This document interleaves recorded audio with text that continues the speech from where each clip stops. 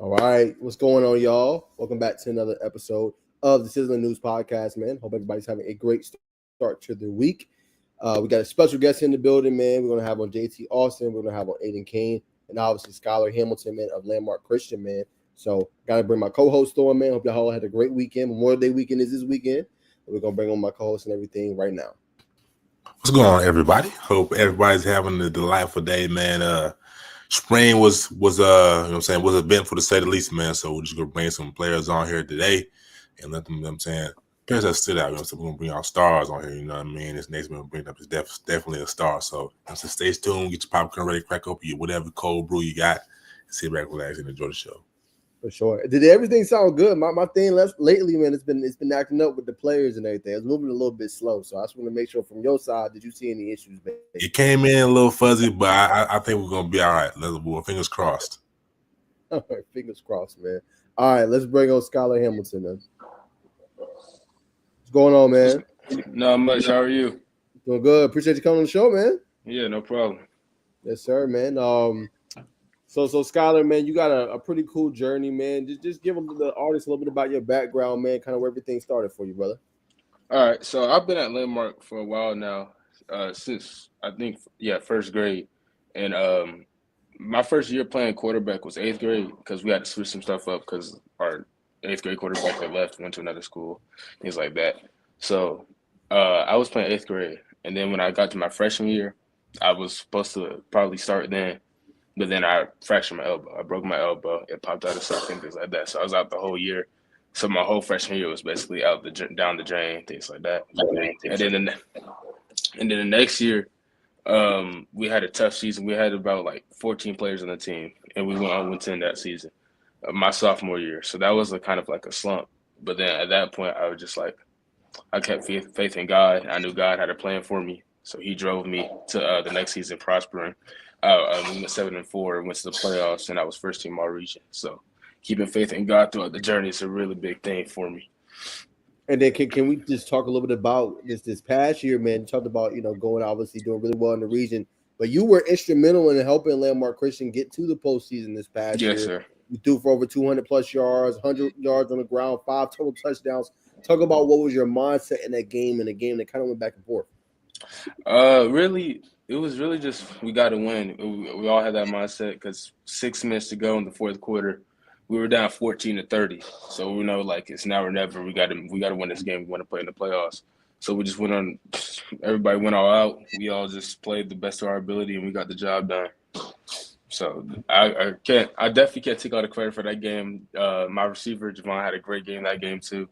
My line blocked extremely well, and we just all showed great resilience throughout the whole game to bounce back from that deficit. For sure. Talk about the relationship with just you and Javon, man. I know y'all pretty tight, man. Just talk about how y'all kind of bonding on the field. We bond well. Like we have great chemistry. We know, like I can just give them a look. We give each other a look. We know what route it is. If they're playing off, we're going to hitch, screen, or if they're pressing, we know it's a go ball, 160 high. So that's just something we got together from throughout our experience together. And we've only been with each other for high school and varsity level for last year was our first year because he was an eligible sophomore year. So through 1 year, we already had that chemistry, and we're looking to build that through our senior year. 100%, man. And then what's been one of your favorite things being at Landmark Christian for you? Really being able to grow in my faith. Because there's been some other schools that I've had opportunity to be able to go to or have like that has been on our radar, I guess, especially after the 0-10 season. But I think it was smart to stay at Landmark because I stayed grounded in my faith. And I feel like that's something that can't happen at other schools as efficiently as it happened at Landmark. And that's a really, really big deal to me because I feel like without God, I wouldn't have been able to have that season I had last year and be able to overcome what that happened. And also the relationships I've built with my friends, coaches, things like that, that's like, they really care and they really helped me overcome because I could have easily been like, oh, it don't really matter, 0-10, things like that. But then we came back next year due to their support and we showed the world what we really could do. For sure. And then obviously, big was on him, but you got some really great footage. Obviously, the spring game, just your thoughts, you and Javon just tearing it up against, obviously, your opponent. Yeah, this was actually we only had me and Javon. We came out a week later because as you post that article, as you wrote in the article you wrote, we had just won state in track, so it was something that like we had one week to give with the team for. It was a couple other players too. Number 12, Christian Fenner, he had just came out from state track too. So it was really just being able to mesh quickly and having confidence that we can just trust the play calling and get the job done. And we had to give props to everybody, specifically the freshmen that really stepped up. The eighth graders, they played pretty well that game too, especially for being their first varsity experience. 100%. And then when it's something like that, because I heard like a lot of players for spring, they didn't really, maybe get as many reps as they might have would have liked, especially with track being in there competing in the big championship. So, what was just your approach, to that? I know you said the coaching staff did a great job. You knew the plays, but what was your approach with just limited reps and practice time? Really just make the most of it. I feel like anytime I step on the field, I have the ability to be the best on the field, no matter how much preparation I have. Obviously, the more preparation you get, the better it'll be, and that's like just something that it is. But I feel like even me stepping on the field a week prepared, and the chemistry and my teammates, the trust I have in my teammates and my coaching staff, that can lead to success, no matter how long I've been out there. So. 100%. And then I talked to you. You talked about kind of just your decision making, how you wanted to clean that up a little bit. Yeah. For you, Skylar, why is it so important? I'm seeing a lot of quarterbacks say, "I just got to take what the defense give me." Right? Can't go broke taking a problem. Why is it important to not get maybe trigger happy when maybe you're like, "Man, I'm tired of getting these 3-4 yard gains down the field. I want to get the big play." How do you stay disciplined kind of in that?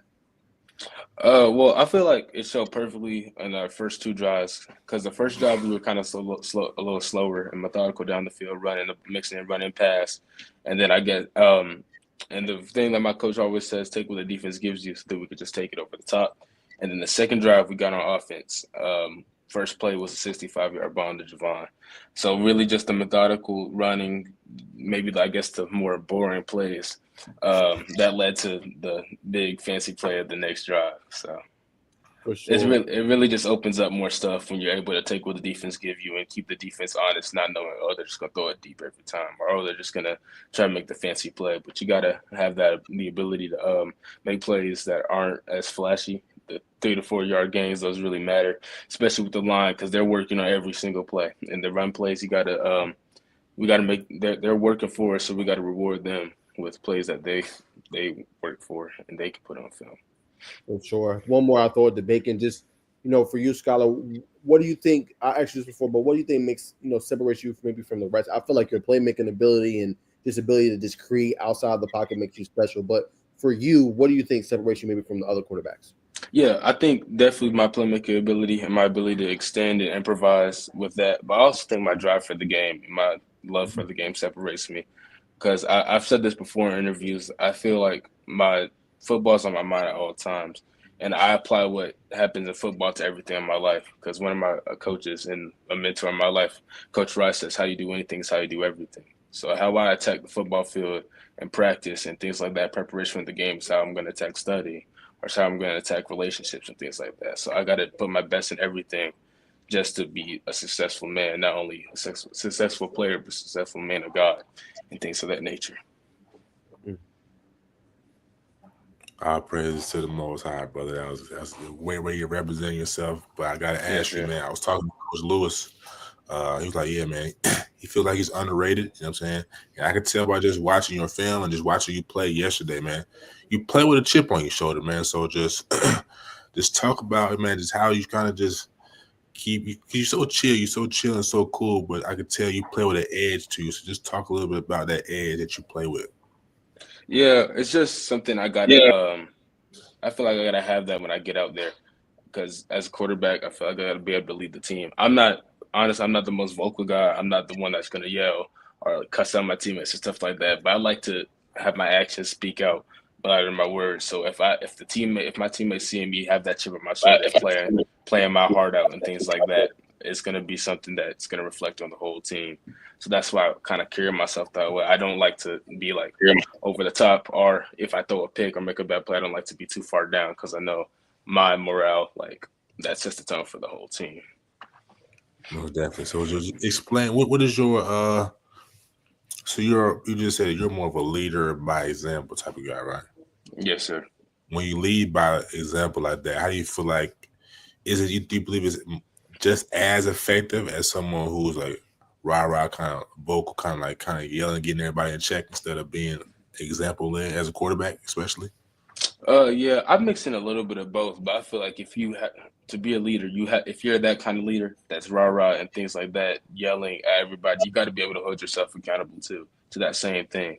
So I try to keep myself where I can hold myself to the same standard that I hold my teammates, or really I hold myself to a higher standard because I'm much harder on myself than I really am on anybody else. But you got to hold yourself. For me, I have to hold myself to a standard that I can also hold my teammates to a standard too. I can't go below the standards I'm holding them to because then they'll just make me a hypocrite, and that's one of the worst things you can really be as a man. And especially as a leader. So that's really my main thing. I got to be able to have the ability to not to stay at that level and not go beneath it, so then my teammates can rise up with me. 100%. A common theme from your answers, just as I am a man, you know what I'm saying, I gotta be the right type of man. So you know what I'm saying, at one point in time, did because you only you 16? I just turned 17 2 months ago. So. Just turned 17, yeah. so you got early birthday. Mm-hmm. So when did that mindset just shift where like I'm a teenager, but I know one day I'm gonna be a man, so I need to start taking these steps in order to get to this level? It's really been probably my junior year because that's when I really found out.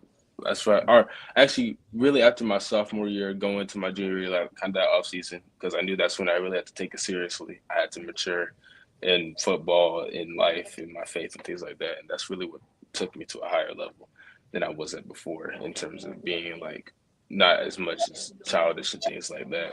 Or childish isn't even the right word because you can obviously have fun with it. You can joke around from time to time, but more just taking it serious than before and being like, oh, this is really a big deal and people are relying on me. So I got to take that step higher and be really like the coach on the field.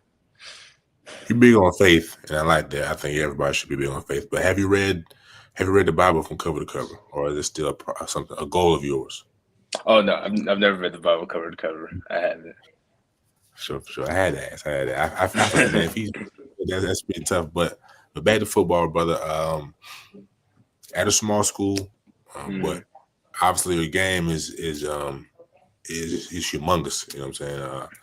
Was at the Georgia Tech Brent Key camp, Elite 11 camp, rising junior, rising senior camp for the Minority Coaches Association of Georgia, and many other places. So when you go to those big places to play, you know what I'm saying, there's scouts everywhere. You know what I'm saying, just what's your mentality or what's your process to prepare and what's your mindset in those moments?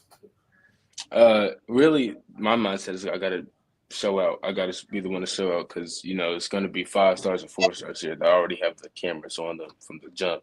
And sometimes it's no matter like how they're performing, they're going to get the cameras on them. No matter if they're performing like how they 5 stars promoted perform or below that level, they're going to have the cameras on them. So I know at myself, I had to go extra hard and go above and beyond if I want to get those eyes on me and if I want to get that vision on me, things of that nature.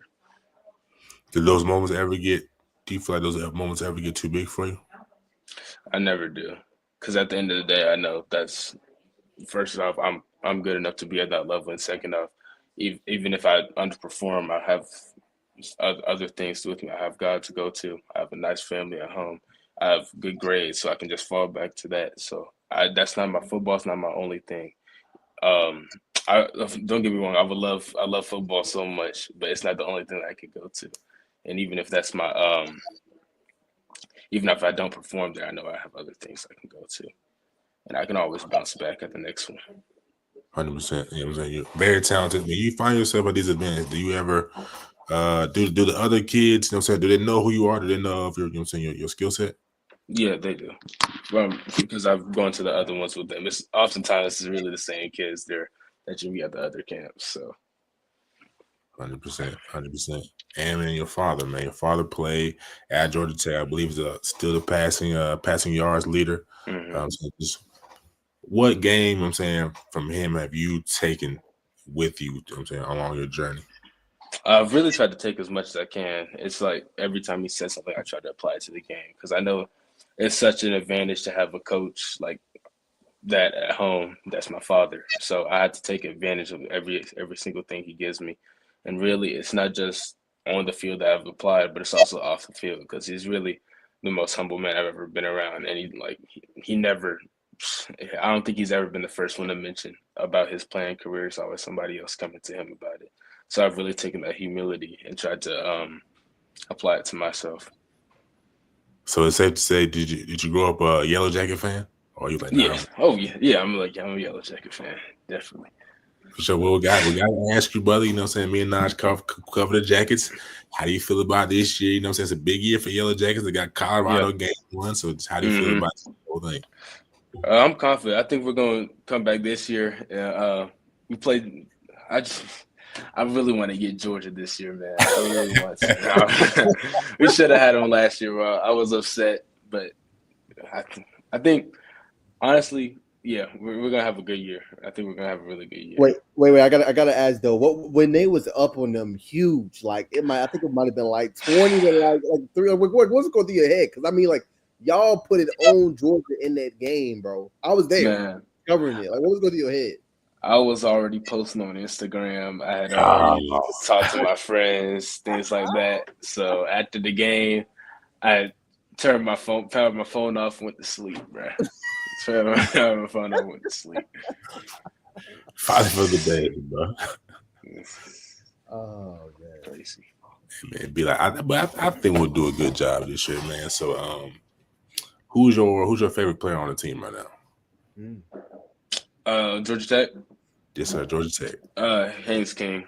I like Philo too because I went to a camp with Andrew Philo when he was in his senior year because he was at Prince Avenue. He came down to one of the Georgia Tech camps. I remember camping with him, and we spoke a little bit. But probably Cain because his toughness is it's really something to admire. Because playing through that injury he had the past couple, like the last weeks of the season, things like that, and his ability to fight through stuff like that. So yeah. 2 players, if it was, you know what I'm saying, obviously we're talking fantasy football here, but if it was 2 players on Georgia Tech that you could choose from to have on your team every Friday, you know what I'm saying, who would you choose? Offense or defense? It don't have to be just offense. That's a good question. I'll probably say Jamal Haynes. Sure. That's a good Jamal Haynes and you said on my team, I would pick Cain because it's dual threat, but I'm a quarterback, so Yeah.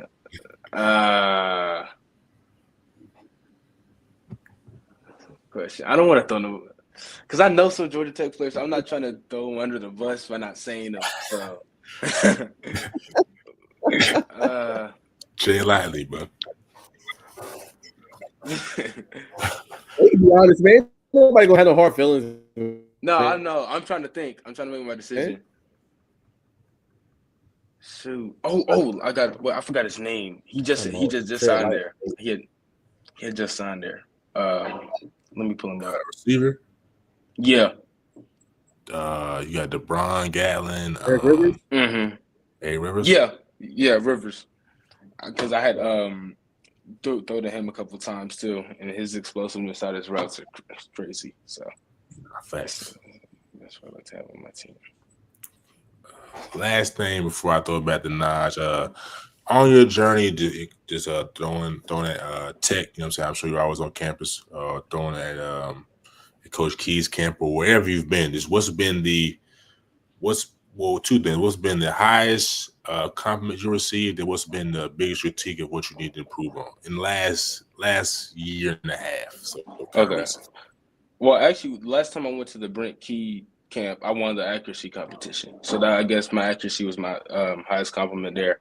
I think my biggest critique was probably my timing on the throws, but it was kind of like a critique that wasn't really anything I could prove there because everybody knew, coaches, players, things like that. We don't have time with the receivers because that's our first time throwing to them. So sometimes if it was a post or a corner route, I was a little late on my throw because I was waiting for him to come out the break because I didn't know if it was breaking at 12 or 15. So I was sometimes a little late on my throws. which is I could have improved on communication better, but it was something that's like everybody knew that's kind of like that's what comes with the territory at camp sometimes. Again, another grown man answer, brother. The floor is yours, Mr. Wilkins.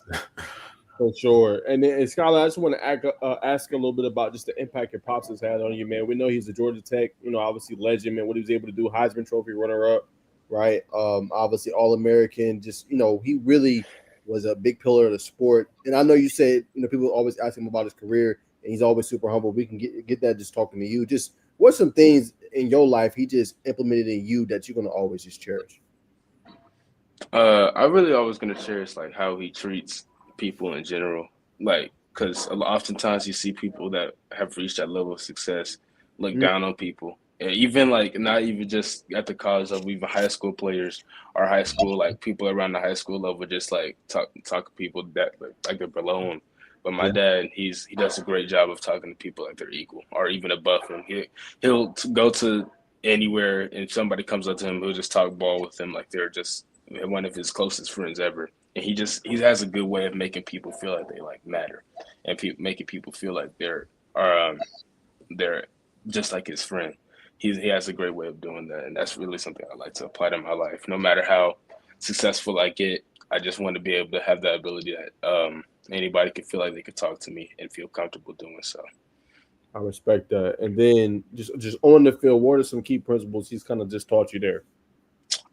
He's just about everything, but I think the main thing is really my mechanics in terms of because, like I said, in eighth grade, that was my first year playing quarterback.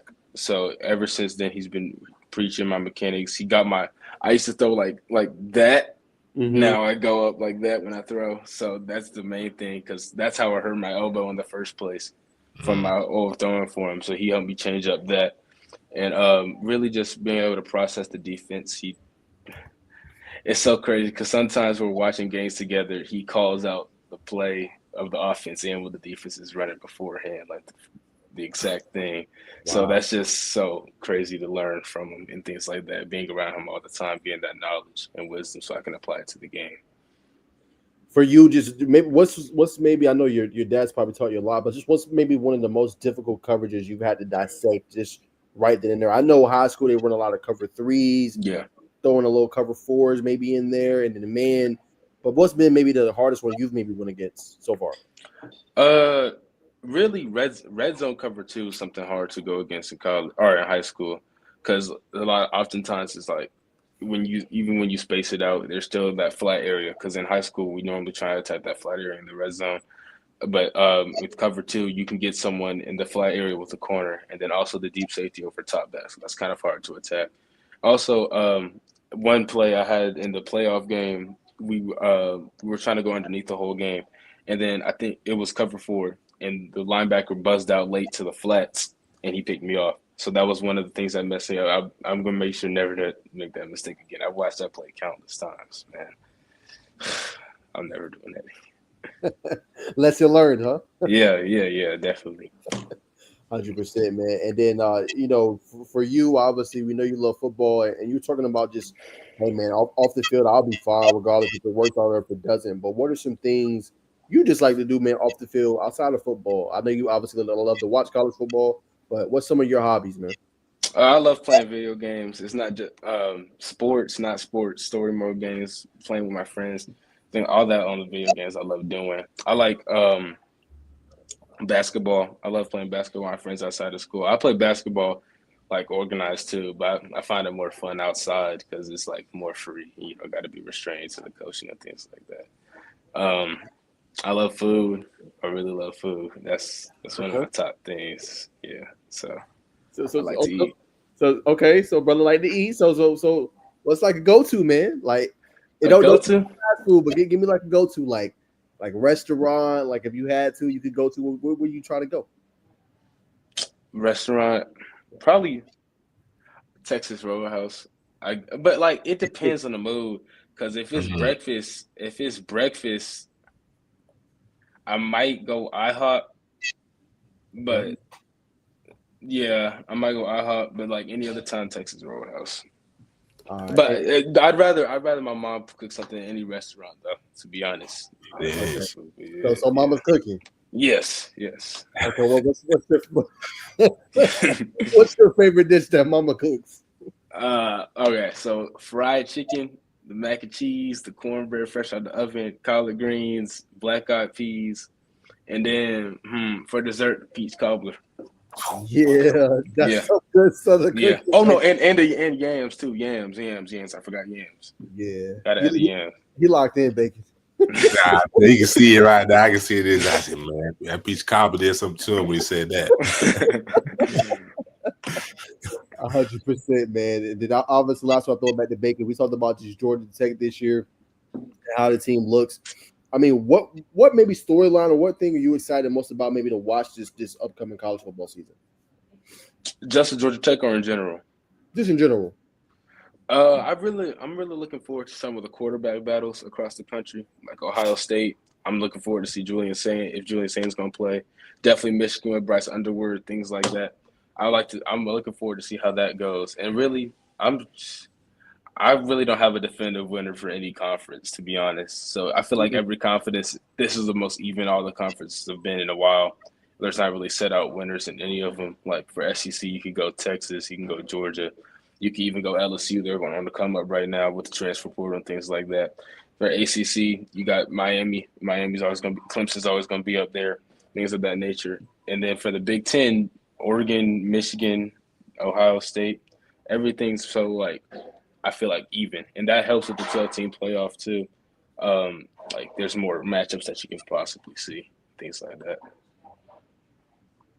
Well, since we still on college football, I might as well go to the hot topic. Coach Nick Saban has just been recently appointed as he's over NIL and whatever.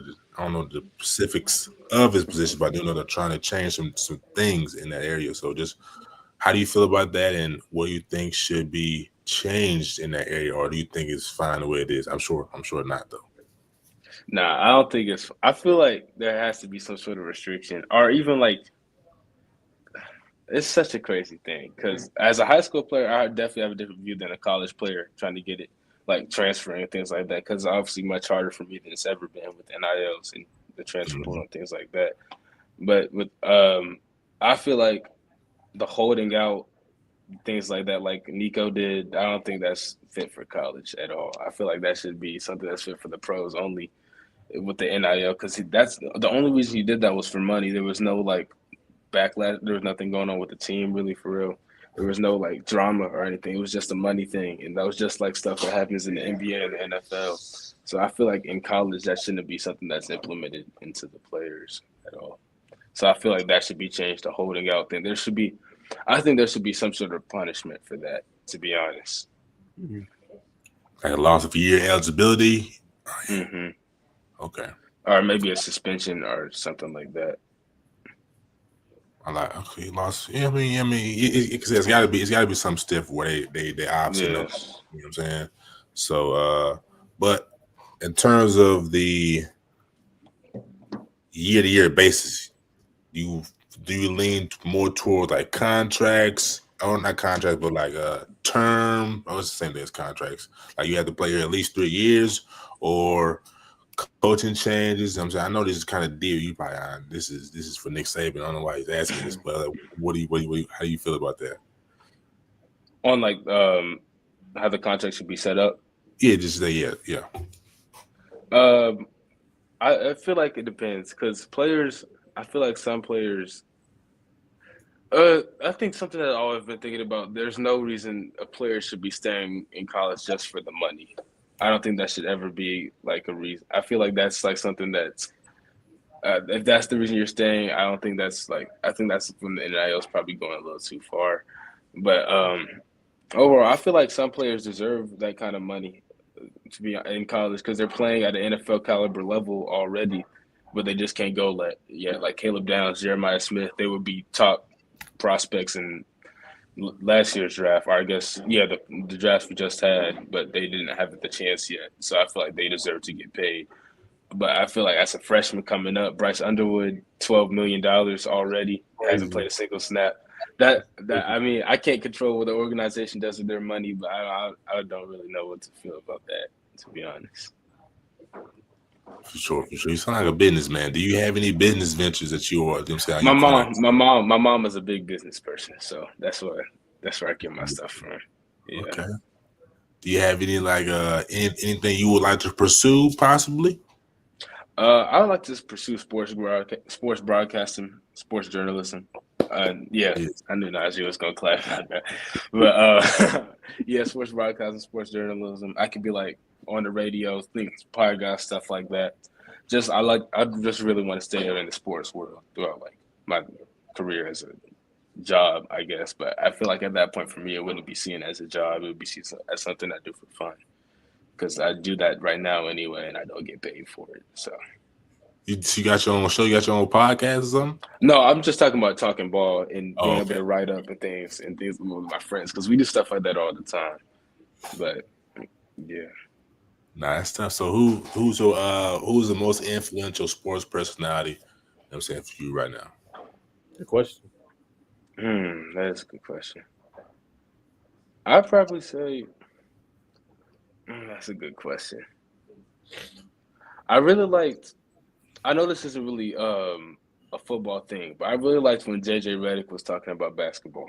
I really like that because it felt like something that was really inside the game and not so much like because sometimes on the big stations like that it seems like more like a politic. Like you got to talk about the Lakers, you got to talk about Celtics, you got to talk about the Chiefs. But like JJ Redick, I feel like he talked about the things that they wouldn't normally talk about, like the X's and O's of the game. That I guess because some fans that watch ESPN aren't really trying to look for that, but the X's and O's of the game are for fans that really like love the games and things like that. So I feel like that was something that was really he's a really influential guy to me in my pathway of like watching and knowing sports.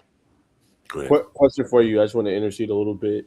For you, Skylar, who do you think is maybe like, I know you probably don't get to ask this a lot, but who do you think is maybe the best at your level, like just in terms of high school, helping kids, college? Like, who would you say is like some of the best at, high school, college kind of level? In terms of like broadcasting? Yeah, or media, like broadcasters, media, like in your eyes. I feel like people are like you guys that are like really go after like the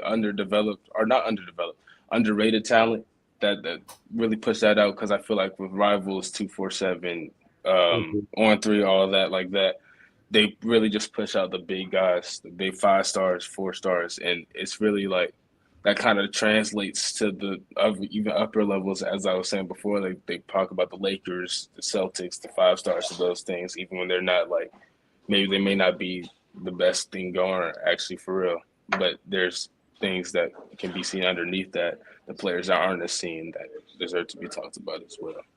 So like people like you guys, there's a coach that goes live every week, Coach Daniels. I tune he's a good one that talks about players that don't really get that seen as much. So people like y'all that stay connected to the people that aren't the talk of the town every single day. That's really loved and respected. Yes, sir. Go ahead, Bacon. We appreciate that answer, brother. But you know what I'm saying I'm going to put you in that journalism hat right now, and I want you to present us with your best 30-second, 5-second, just soliloquy, let's say, or your piece on this. Who's some players on your team that need some love that's going to be on top of the world, in the next 2 to 3 years? Really, 2 upcoming sophomores. They're twins, actually. Cole and Quinn Pollock, 4 and 5. They're really good players. They're 6'2", 185, great frames. Receiver and DB. They know how to make some really good plays. Yeah, they're really good players. Kamsi Ifedi, he's a good running back that's coming out. Rising junior. He's a guy that coaches can really look after, a great power runner. Like people are scared seeing him in that hole, trying to tackle him, things like that. Brady Robinson, he's not seen as much as me as Javon. He's also a senior, but he's a great player. He led the region in tackles last year. He had like over 100 tackles, something crazy like that. So yeah, he's some really good players right there. that I feel like could definitely translate to the next level. And running back too. And running back. Number 14, he looked good. Yeah, 14 running back and linebacker. Yes, sir.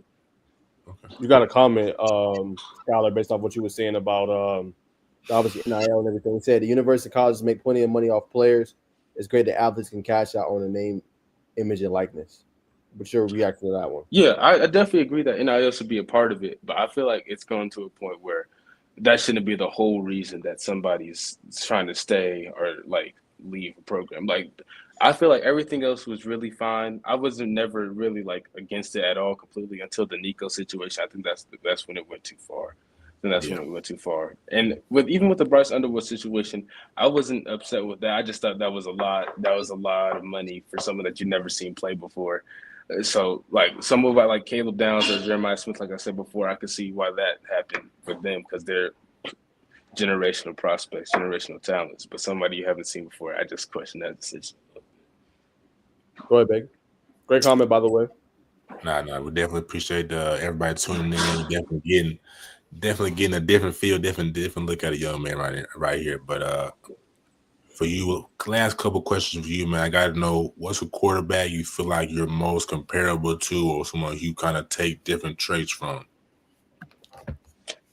Somebody I really used to. It's kind of a bad look now, but I really liked Deshaun Watson. But like before everything happened, like technically Deshaun Watson, like 2019, 2020 Deshaun Watson. That's the quarterback I always try to look at due to his dual threat ability and playmaking. Like every time I think of Deshaun Watson, I think that one clip against the Bills in the playoffs where there was two people that tried to tackle him at the same time, and he spun out of it, made a play downfield. So that's really a quarterback I tried to form like. Not really necessarily run first, but definitely ability to make the defense fear you on your legs. 100%, brother. And I gotta go. You know what I'm saying? You're building a brand. You know what I'm saying? When I first seen you had the you know what I'm saying, you always keep the, you know what I'm saying, the two all the way around with the waves, brother. So I'm saying, what's the story behind the waves? Look, you had the do-rag on yesterday, Michael Penix. You know what I'm saying? I know you're probably, I hope so. Cowboys. I'm a Cowboys fan, actually. Oh my! Lord. Come on, bro. Cowboys. Yeah. Don't tell me you one of them Delulu fans, man. I'm not delusional, but we went in the bowl this year.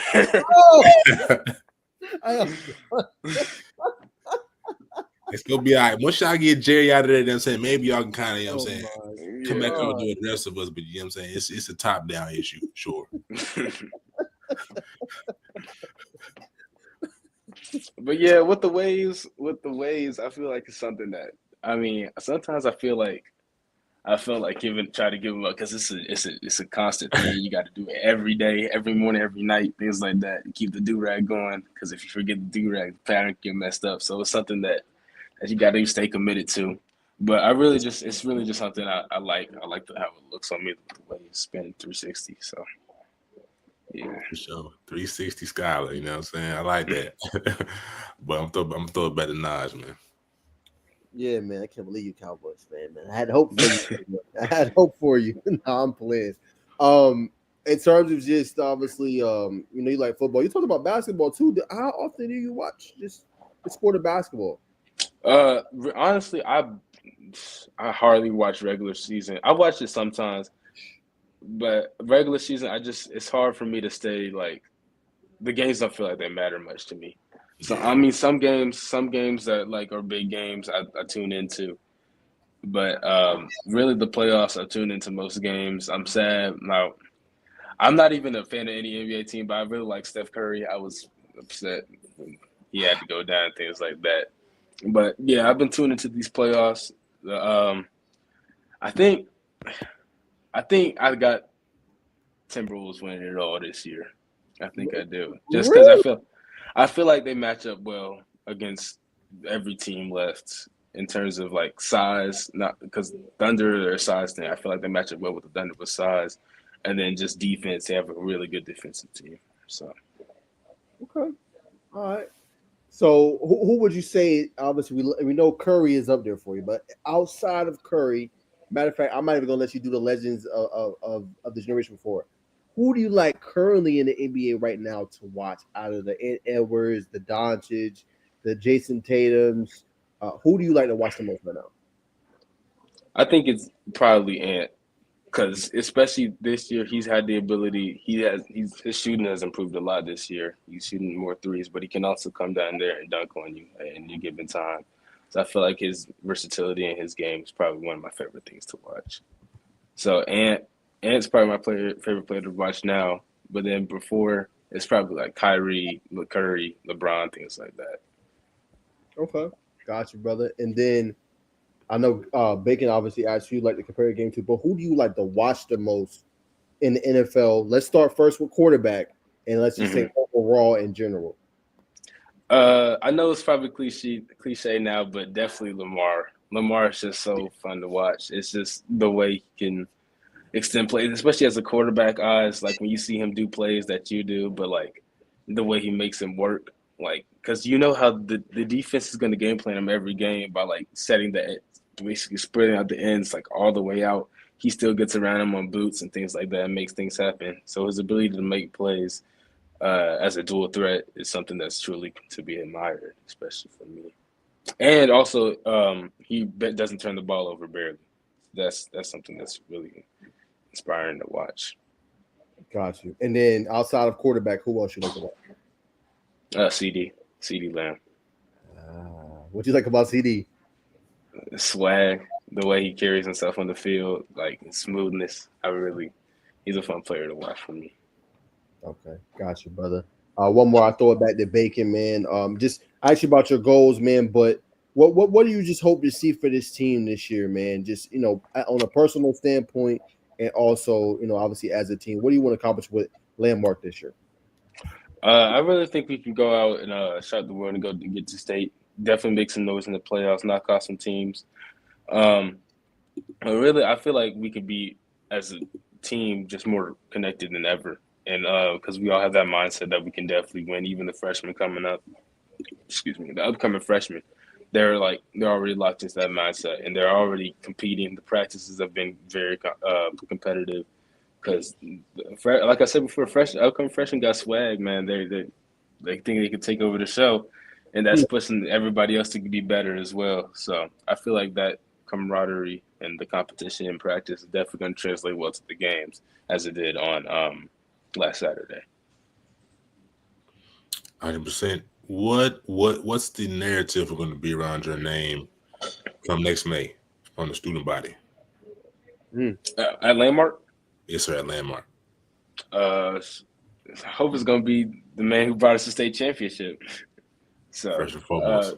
Yeah. I'm hoping to.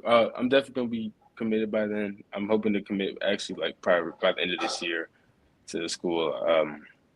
That's fit for me. So. 100%. So, speaking about the recruiting, man, kind of just who's on your radar right now, and what's that been like? It's been slow at times, but it's picking up a little now. I got Kennesaw State on my radar, UAB, Georgia Tech, Virginia Tech, schools like that. I'm going to multiple camps over the summer that I've been invited to, like Vanderbilt. I'm going over to Vanderbilt. I'm going to 707s at Troy, things like that. So yeah, and then as a school, we're going to 707s at going back to Georgia Tech. We're going to Georgia State, Troy. We're going to some smaller D2 schools like Shorter University, things like that. Mm-hmm. Was Coach Trent's been recruiting you kind of heavy, right? Yes, sir. How's that relationship? What's the dialogue like between y'all two? Really just touching bases and stuff, keeping up with me on how I've been performing, how spring track, how track went, things like that, and how the spring game was, and how I'm preparing to attack this season. 100%, man. I know it's gonna put that sauce on you how to throw them different dimes, but track wise, we all know track at Landmark is the cream of the crop. So just kind of, I'm saying you participate on the team as well. So what would you say from your perspective?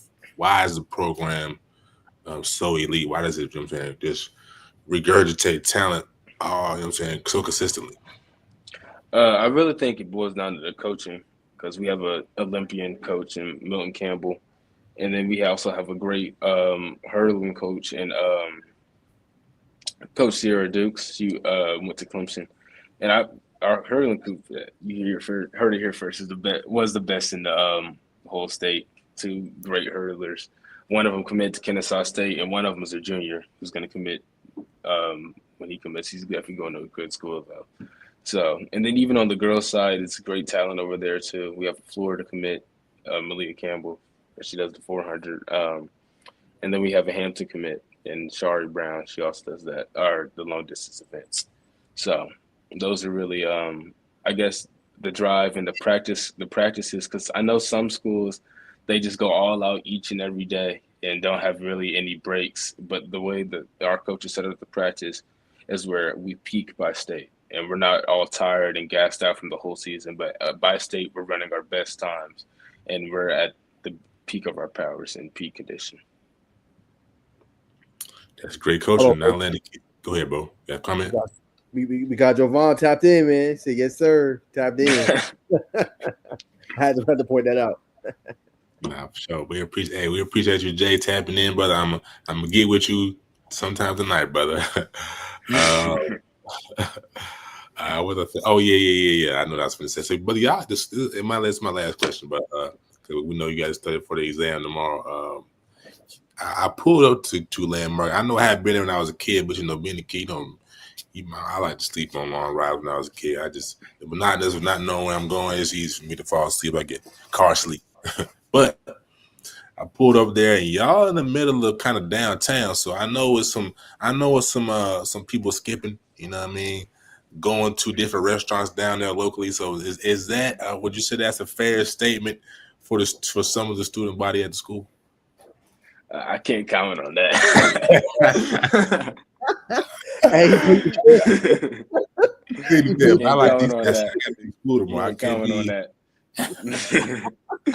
Wise, brother. Wise. Like I said, grown man answer once again, man, brother. So unless Najeh has anything to add on, we're gonna close you out, bro. Just Skylar, just tell the people where they can reach you at, man. And any comments or questions you have us for, we let you go. No, I'm good. But Skyham03 on Twitter, and then SuperSky03 on Instagram. There you have it, folks.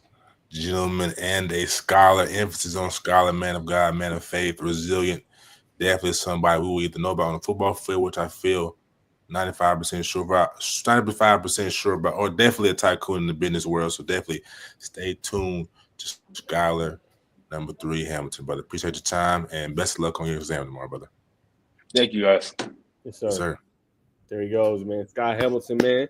Give a round of applause for him, man. Appreciate the brother coming on, man. Outstanding young man. I might call him a kid. Young man, man. His dad did a phenomenal job. And very underrated prospect, man. And can't wait to see his growth this year and what he can do, man. But I got to give a shout out to my guy, man, Bacon. It is so crazy how life goes full circle. My guy Jimmy. So I don't know if you remember Bacon, but I had I started the Score Atlanta YouTube page, and we consistently had this one guy that would just always tune in and always give us comments. I mean, dude would watch the whole darn show, and he did found his way over to the channel, man. So I just want to say, man, thanks, brother. Appreciate you, man. Much love. Obviously, he obviously knows you too, Bacon, because he says thanks goes to you guys for the good content and coverage. Do a Carver game this season if possible. Bacon came down a few seasons ago. And you know what, Jimmy? Let me go ahead and give you some credit, brother. You was right. I didn't know. I was young whippersnapper then. You know what I'm saying? I was maybe, had a little Similac behind my ears, man. I ain't really know what was up with Carver, man. I ain't know, man. But y'all got some dogs. I'm gonna go ahead and put that out there. Like I'm gonna play this clip real quick if you can see it, Jimmy. But y'all got some dudes. Like it ain't just Houston Gibbons. Like Antavius Watts is a dude. Like number 9 was making plays. KJ Miles, like golly. I was telling the coach, I was like, yo, I got to tap in. Carver is one of those schools, man. You just got to go down there and make the trip. I've never been down there, so I can't speak on what's down there. Bacon knows a little bit more than me because he made another trip down there, obviously this spring. But man, y'all program is something special, and I don't think a 2A program in the state is messing with y'all this year. I just don't see it. Y'all are like a 6A school playing 2A, dog. That's just respectfully. Y'all boys is special. So I appreciate it. I remember you mentioned it back then.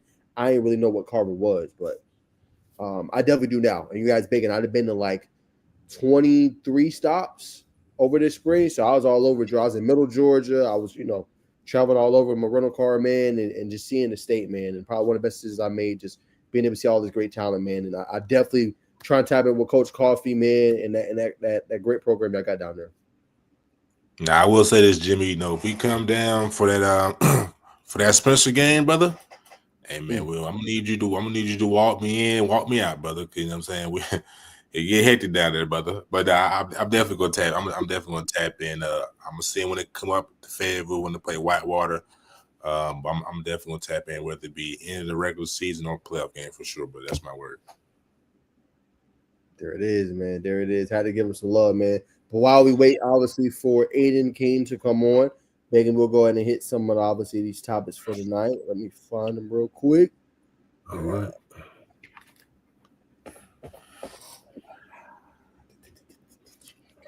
Here we go. All right. So first off, I want you to react, Bacon. You've been all over this recruitment, and that's obviously Dorian Barney, man. But he got a prediction today. But I want to play your interview first. Appreciate it, bro. Got a crystal ball, of course, man. Gotta allow you to plug all the great stuff you're doing.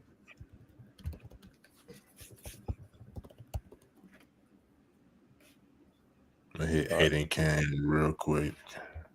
Yes, sir. While you're doing that, I will play the interview. All right. I appreciate the 306 people tuning in across all the platforms, man. Much love to y'all. About 50 plus in TikTok, man, and we appreciate it, man. But here's Colorado OV. We're just out there. First and foremost, before we get started, man, what did you do for my duties yesterday? We spent our time in Colorado. I had a Colorado OV. We was just out there having a good time on my first official visit. You get nothing? Huh? No. Nah, I wrote her a letter. Wrote her a letter out there. Yeah, I take care of moms. Yeah. Second question, brother. How's the shoulder going, man? So I see you been kind of just working back smooth. Nah, it's been good. Getting my range of motion back, starting to work on my strength. But it's gonna be good. I'm gonna be good for the season. So Boulder, man. Went out there, Skylar Morgan. I just was out there. Just how was the atmosphere? Oh, it was good. It wasn't really a lot on campus because they just school over now, so they graduated. But on Twitter, like posting on Twitter, I'd be out there. They fans go crazy all the time. But just your relationship with yourself and the coaches. How is that going so far? Yeah, it's going good. Me and Coach Matthews' relationship is getting stronger. We've been talking for almost a year probably. But that's getting stronger. Did you feel going back though? Yeah, just playing for them coaches. They got a lot of experience. The whole staff got a lot of experience for everything. Tech is also a school that you like. Let's talk about your Coach Jones. How's the relationship with Coach Jones? That relationship is good. We already had we really already had a relationship when he was at Bama. So he came from Bama. So he the position coach there. So we just continued that relationship when he got Georgia Tech. How do you feel like you fit into Coach Gideon's scheme and being a first year DC at Tech? Yeah, they run a lot of zone. They run a lot of man. Me, I play both, but with playing zone, you get your eyes on the quarterback and get the ball. So now, you talking to Kelvin? A little bit. Yeah. Sure. Anything special you feel about Tech? How do you feel about just seeing yourself in the uniform? Yeah, just really just staying home, staying in Atlanta, just making a name for myself at Tech. There you have it, y'all. Obviously, as you guys can see, great interview. You're definitely getting better, Bacon. So keep doing what you're doing, asking more, just in-depth questions and eliciting, longer responses, brother. So proud of you, coming a long way, brother, from when you started. Not that you was bad then, but you definitely look more polished, brother. So I wanted to give you your kudos, my brother. Our praises. Yeah, so I mean, for the interview, man, I was talking to him, man. Obviously, Coach Kevin Mathis played ball for the Falcons from Texas. You know what I'm saying, one of the better DBs we've had come through the city. You know what I'm saying? No surprise to see Coach Prime tap into that scene. But as a brother, you know what I'm saying? You heard the interview, kind of didn't give me too much, kind of, you know. So I said, after the interview was over, I said, boy, I got you immediate, Jay. He kind of laughed and said, yeah. You know what I mean? Dorian, and when asking players about Colorado, man, you know, it's easy to just go in like, all right, so how's I'm saying, like, just what's your thoughts on Dion? Boulder, you know what I'm saying, whatever the case may be. But, you know, I just tried, you know what I'm saying, I tried to pull out a more well-rounded answer, but not, you know what I'm saying, Dorian, I think, you know what I'm saying, I haven't really talked to him in depth about it. I'll definitely tap in here soon. But I think he likes Colorado, man. It's Colorado, bro. You know what I'm saying? Not a big thing, because you know Carrollton just graduated this weekend. But you know what I'm saying, not coach. Julian Lewis was at the practice. I don't think that's a big like, oh man, he's gone. But nonetheless, he was there at practice. Off the visit, flew back together. You know what I'm saying? He just had his OV at Penn State this weekend. This doesn't seem like a Penn State kid. I think it's probably between maybe A&M, definitely Boulder, and Tech for sure. You know what I'm saying? Because Coach, the DB coach right now at Tech was the DB coach at Alabama. So having that relationship already he's already been nursing that relationship. So you know what I'm saying, it's like an easy transition because he was committed to Alabama. Why not commit to, you know what I'm saying, the same coach that recruited you to go to Tech? Tech is on the they're on the come up, you know what I'm saying, really added come. I think it's going to be a big year for Tech, as we've already talked about on the show. But it's going to be interesting to see, man. But you know what I'm saying, Dorian is one of those DBs. You know what I'm saying, great feet. You know what I'm saying, he's got a mind for the game. Was talking about certain DBs, I'm saying, on his team, just kind of coaching them up. So he understands the game, very mature, kind of like Skylar, man. You know I'm saying, knows what's at stake and knows what he has to do and what he needs to do to perform at a high level. So any team out of the top 6 that's recruiting him right now that he goes to will get, I believe, probably, I said year two starter, and possibly see somebody who contribute, you know what I'm saying, year 1 in some capacity, whether it be injuries or special teams. I've been high on Dorian since his time at Peachtree Ridge. Do you have it? Great answer, brother. Obviously good in depth. I mean, you sound like you were plugged in. You know where he's going to go tomorrow. He's going here. Nah, great job, brother. I think we got JT in the background ready to go here in a second, man. Obviously his fans are ready to see him. We're ready to see JT. Seeing him moving around, man. So we're about to bring him on, man. Another great shout out, Jimmy. Hey, he said he got you, Bacon. He said, Carver Spencer, I got you. I'll make sure he got the full damage. You're gonna be good to go. You got the full escort when you come down. He said we are for like NFL team. All right, for sure. I'll see you soon, brother. Yes, sir. All right, man. Let's bring on JT. What's going on, JT? How you doing? We're doing good, brother. Appreciate you spending the time. I know it's busy, bro, with finals and exams and everything, man. Yes, sir.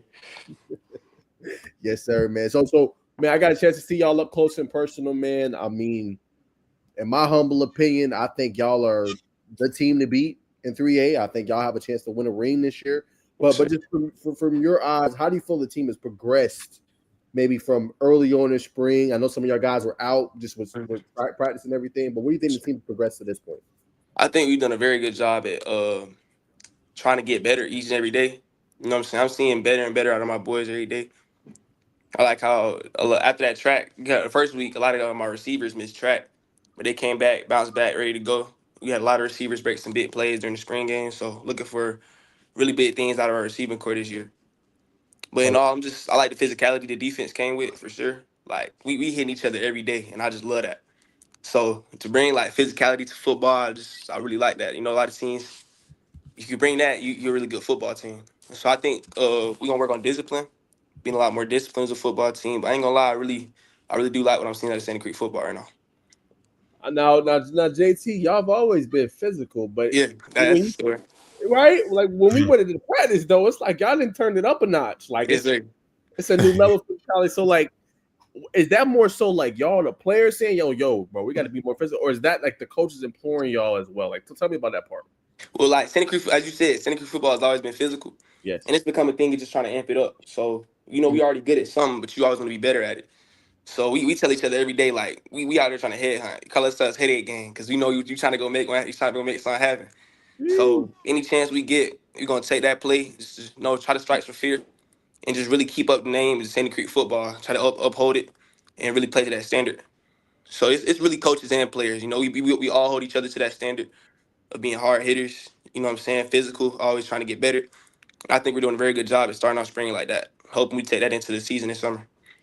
For sure. How good does it feel, JT, just knowing like you, Evan, all the dogs on the defensive line gonna do their job, but at the same time, y'all got hitters on the back end knowing that they gonna either make a big play or they're gonna take somebody's head off and they're gonna get an interception with Greenhow, obviously Chase Usher, Corey Hadley Jr. Like, how good does that feel to know that y'all gonna be good on the back end too? Well, I love that. I tell my DBs all the time, I'm blessed to have a DB core like you guys, because y'all give us 3 seconds, that quarterback going down. I say that all the time. So 3 seconds, you got to get that ball out quick. And if you throw a hospital ball, your boy going. So it's just like, it's so much. I just love the defense we have going. We have quick air rushers off the end. Like, yeah, me and Evan. I got Josh Tellis and Eddie Springer in the middle. So we have some interior pushback. I think, like, I really love having a good DB core because it just helps everybody be the best. You know what I'm saying? 3 seconds, that ball got to come out. Me and Evan back there, and somebody gonna pick it off or somebody getting hit. And so it just makes a lot. It makes Sand Creek defense look great. I love being able to be fundamentally sound at both. You want to be able to stay a little bit disciplined with it, but everything's going good with that. I like that. For sure. Yes, sir. Walk me through. I don't want to get on I don't want to pick at a wound, but Yeah. just walk me through a little bit of the game against LaGrange, right? Y'all handled the regular season matchup. Y'all was down, but y'all made a valiant effort, nearly came back and won. So, for y'all, like, is that something that's motivating y'all this year? Like what was the message to the team after that close defeat? Definitely. I feel like we're very motivated with that. We're taking that a lot in the next year. I know we had last year was supposed to be our year with Dylan Pinson. We had Caleb Hill coming in. We really had the dogs to do it. Everybody had us winning. And I feel like we did a very good job at the beginning of the year. We kind of like degressed as the season went on, as you can see with us losing to them the second time. But really, our thing is just to stay consistent. Like, Sandy Creek football has to stay consistent. I feel like that's our biggest enemy.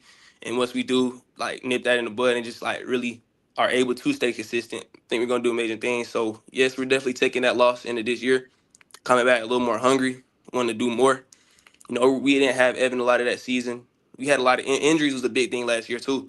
Dana missed the last part of the season. So, really taking that hunger in the next season and just making sure everybody stays healthy. You know what I'm saying? Keeping our players' recovery. Something we've learned is it's not all about just playing football. We're a physical team, we're a fast team, but got to be able to recover. And 100%. so, got to trust in God. I'm just saying, make sure injuries kind of go, because it's a little bit of luck with injuries and everything. So we got to make sure everybody stays healthy. We got a little depth this year too. The DB core isn't just that. Like, we got 28 Nathan Holston, 28 Justin Austin. Those are both DBs, but like, we have depth this year. So hoping we can keep our starters, even if something it is to happen. I know our guys are ready to jump up and play up next. So injuries, definitely, we got to make sure we go with that. But definitely ready to go win some football games this year. Take it to state. And then, JT, would you consider yourself one of the leaders on this team? Yes, sir. I would. You would. For you, Yes, sir. JT, I'm walking through a scenario, right? Mm-hmm. Y'all going through the dog days. Now, I'm not talking about summer because I know summer is dog days. Yes, sir. It's Especially at Sandy Creek, man. I'm already knowing, but but it's mid-season, right? Let's say y'all lost a game y'all shouldn't have lost, right? Everybody's like, oh man, head down a little bit, like what would you tell them in that situation? Y'all midweek, it's Wednesday, Tuesday wasn't a good practice, Wednesday you kind of lollygagging around. What would be your message to kind of get the team in gear if you had to at that moment? Really just stay level-headed. We're a very close group, I would like to say, considering our 26 and 27. A lot of our guys have been together for a long time. We go at each other like brothers, but we can keep the love within it. So really just making sure we stay on each other, hold each other accountable. That's a really big thing, because it's like, if I see my brother tripping, like, you got to make sure everybody at their best. Make sure everybody playing their best. So I would say, do it in a nice way, but like make sure y'all stay on each other. Like it's the best teams are player led teams. Coaches can only lead so much. So I feel like if we really harp on pushing each other to be the best, ain't really nobody that's gonna be able to compete with us. So that would be my message. Just try to hold each other accountable. Make sure you're doing your own thing first, but hold each other accountable for sure. 100%. All right, man. So we're gonna go now to you for bring Bacon in here. Mhm. All right. So I gotta ask, when y'all in practice and y'all gotta tackle Amari, bro, what is that like? Because he trying to come run you over, bro. What's going through your head, like having to consistently try to tackle him when he get the ball, bro? Yes, sir. I would really like to say, like, I feel like we got the best back in Georgia. So if we're constantly able to stop him and constantly able to, wrap him up or just find ways to bring him down, we gonna be able to wrap a lot of people up. We're gonna be able to take a lot of people down. So really just practicing, coach gives us really good technique. So making sure we know how to tackle first. And really just, it's Amari Latimer. So you gotta come with a little something. But you know what I'm saying? Making sure he stays healthy too. Like just, you know what I'm saying, go and do what our coach you do what your coach asks you to do, you know what I'm saying, you'll be good. So it's definitely a task, but if we can do it during practice Monday through Thursday, it's not going down on Friday. So that's how I like to think about it. For sure. For you, JT, what do you think just makes you kind of just different from everybody else? What part of your game is like super special in your eyes? I feel like I have a really good get off.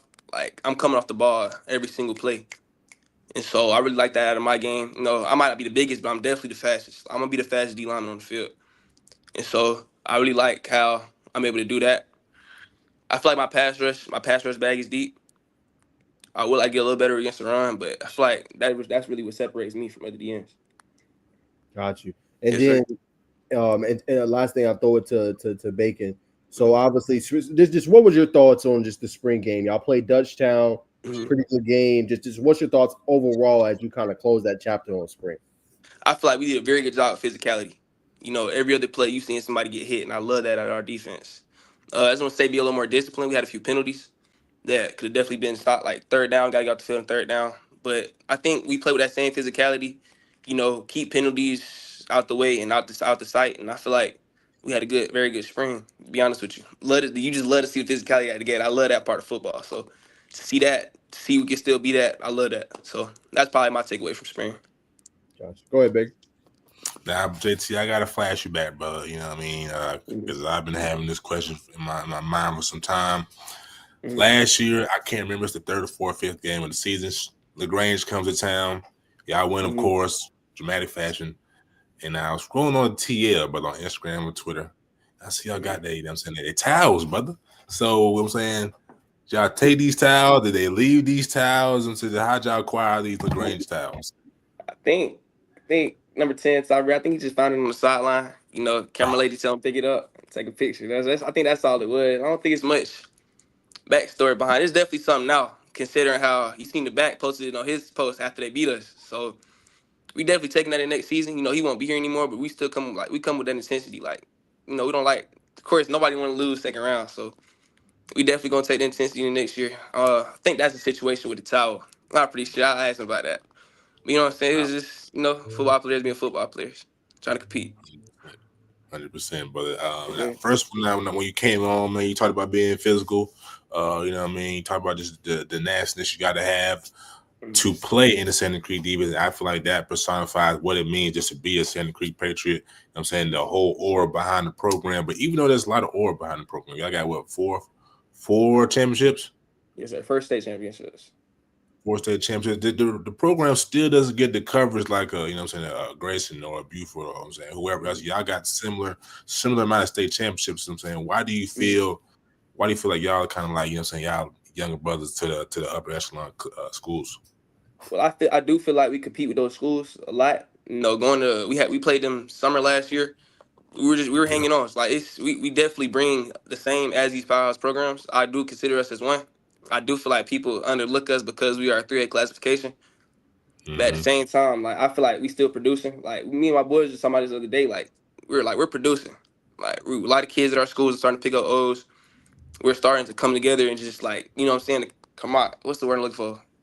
Camaraderie. Like yeah, we got good camaraderie. You know what I'm saying? It's deeper than football with us. Like we want this. Everybody on this team wants this. equally as bad as each other. We gonna push each other that every day. So I feel like we are underlooked when it comes to powerhouse organizations just because of our classification. But I definitely do feel like we compete with those schools easily. 100%, brother. Well, you just picked up. You talk about getting O's, man. You just picked up your first offer. I think you got a couple more as well, but you picked up your first offer from Georgia State, October the 2nd.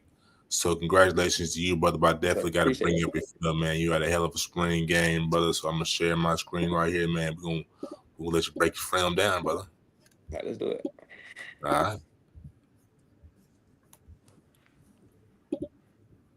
Man, I wish it was bigger. That's a bummer. Actually, here we go.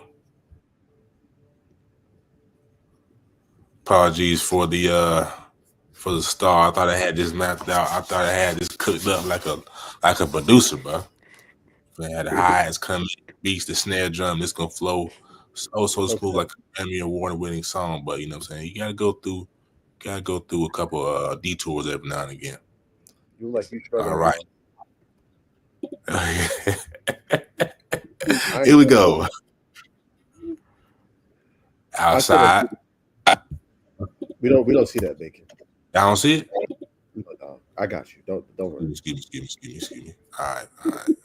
I'll open up another tab. All right.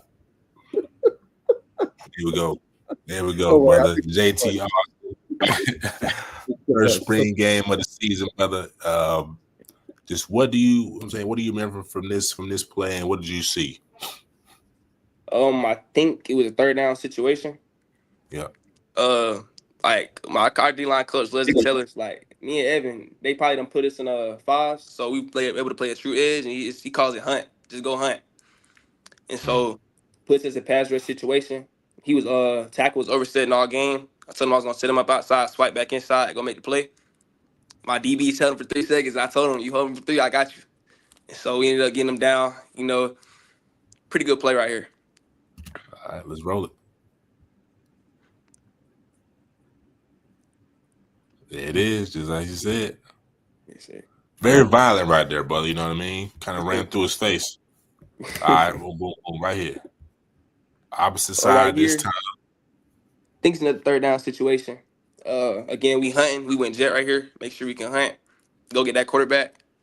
They were blocking with wings the whole game. So if I get past the tackle, it's a back or a wing back there. So beat the first one with speed. Try to use physicality on the next one. And just relied on my athletic ability and my bend to go make the play. Fair assessment to say that since they kind of chipping y'all with backs, that they respect the pass rush of the Patriots. Yes, sir. Definitely. Again. All right, now hold on. What was that right there, brother? You know what I'm saying? If you can, I don't want you, know what I'm saying, obviously let the cow out of the bag. You know just, yeah. Oh, the little arm out? Yeah, arm out, kind of tap down. Just letting my other DN know he can get wide. You know, we going to hunt.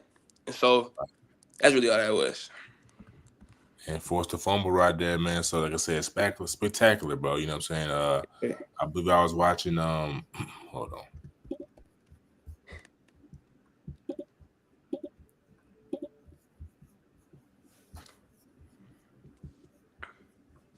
There we go. Boom.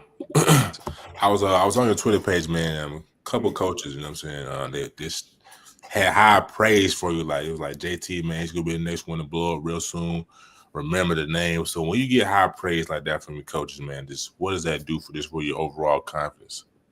It does really good. You know, I like to hear that I'll be up next. But I just want to stay humble, stay level headed. You know, keep trusting in God. Like I know a lot of this. Like be able to come out as a sophomore last year and put up numbers I was able to produce. I'm really thankful for God. I appreciate that. Like, you know, my coach trusted me and we got stuff done. And so to hear them talk about me as the next step, you know, it definitely boosts my confidence a little bit. But I always want to think, like, you know, there's always stuff I can work on. As I said at the beginning of the call, I feel like I could be a little better against the run. So I'm gonna harp on that a little bit this summer. Like, just make sure I'm able to do what I can do at the best of my ability and try to make a powerhouse of this Santa Cruz D line. You know what I'm saying? We known for a lot, but we want to be known for everything. And so I feel like me and Evan and a few of my boys are gonna try to make a name for it. No doubt, brother. Last year, Austin had 42 tackles and 8 sacks. Yes, sir. Very, very good for a sophomore defensive end. But what are your goals, young man, for this upcoming season? Yes, sir. So that was also in a 3-man front. We ended up switching to a 4-man front this year. So definitely Yep. want to get that 10-12 sack ratio, like get up to there.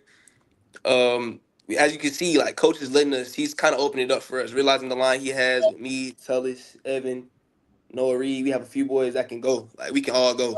Sandy Creek D line is about speed this year. So he's gonna put us in a lot of situations on 3rd and long. And we're gonna go get that quarterback, especially with a good defensive back. Like you mentioned earlier, we have a good back end. They gonna hold them. You're gonna get a lot more this year. So definitely going for 12. Try to 13, you know what I'm saying? Try to break something big. Try to replicate, but also do better than what I did last year. 100%, brother. You know what I'm saying? Replication. What is somebody you watch on a consistent level? Like who you taking just little things from? Maybe I'm assuming Miles Garrett. Of course. I even see a little Vic Beasley, you know what I'm saying? High end Vic Beasley, not what we're seeing, you know what I'm saying, if you watch the Falcons on the low end, but who's somebody you kind of just take little bits and pieces from to, you know what I'm saying, become, you know what I'm saying, the sack specialist that you are. I got you. I like Ayden Hutchinson. I like Okay. Max Ooh. Crosby. Okay. That boys can get in the wide 9 and go. But I also like being in the 3-man front last year, having to play 4-eye.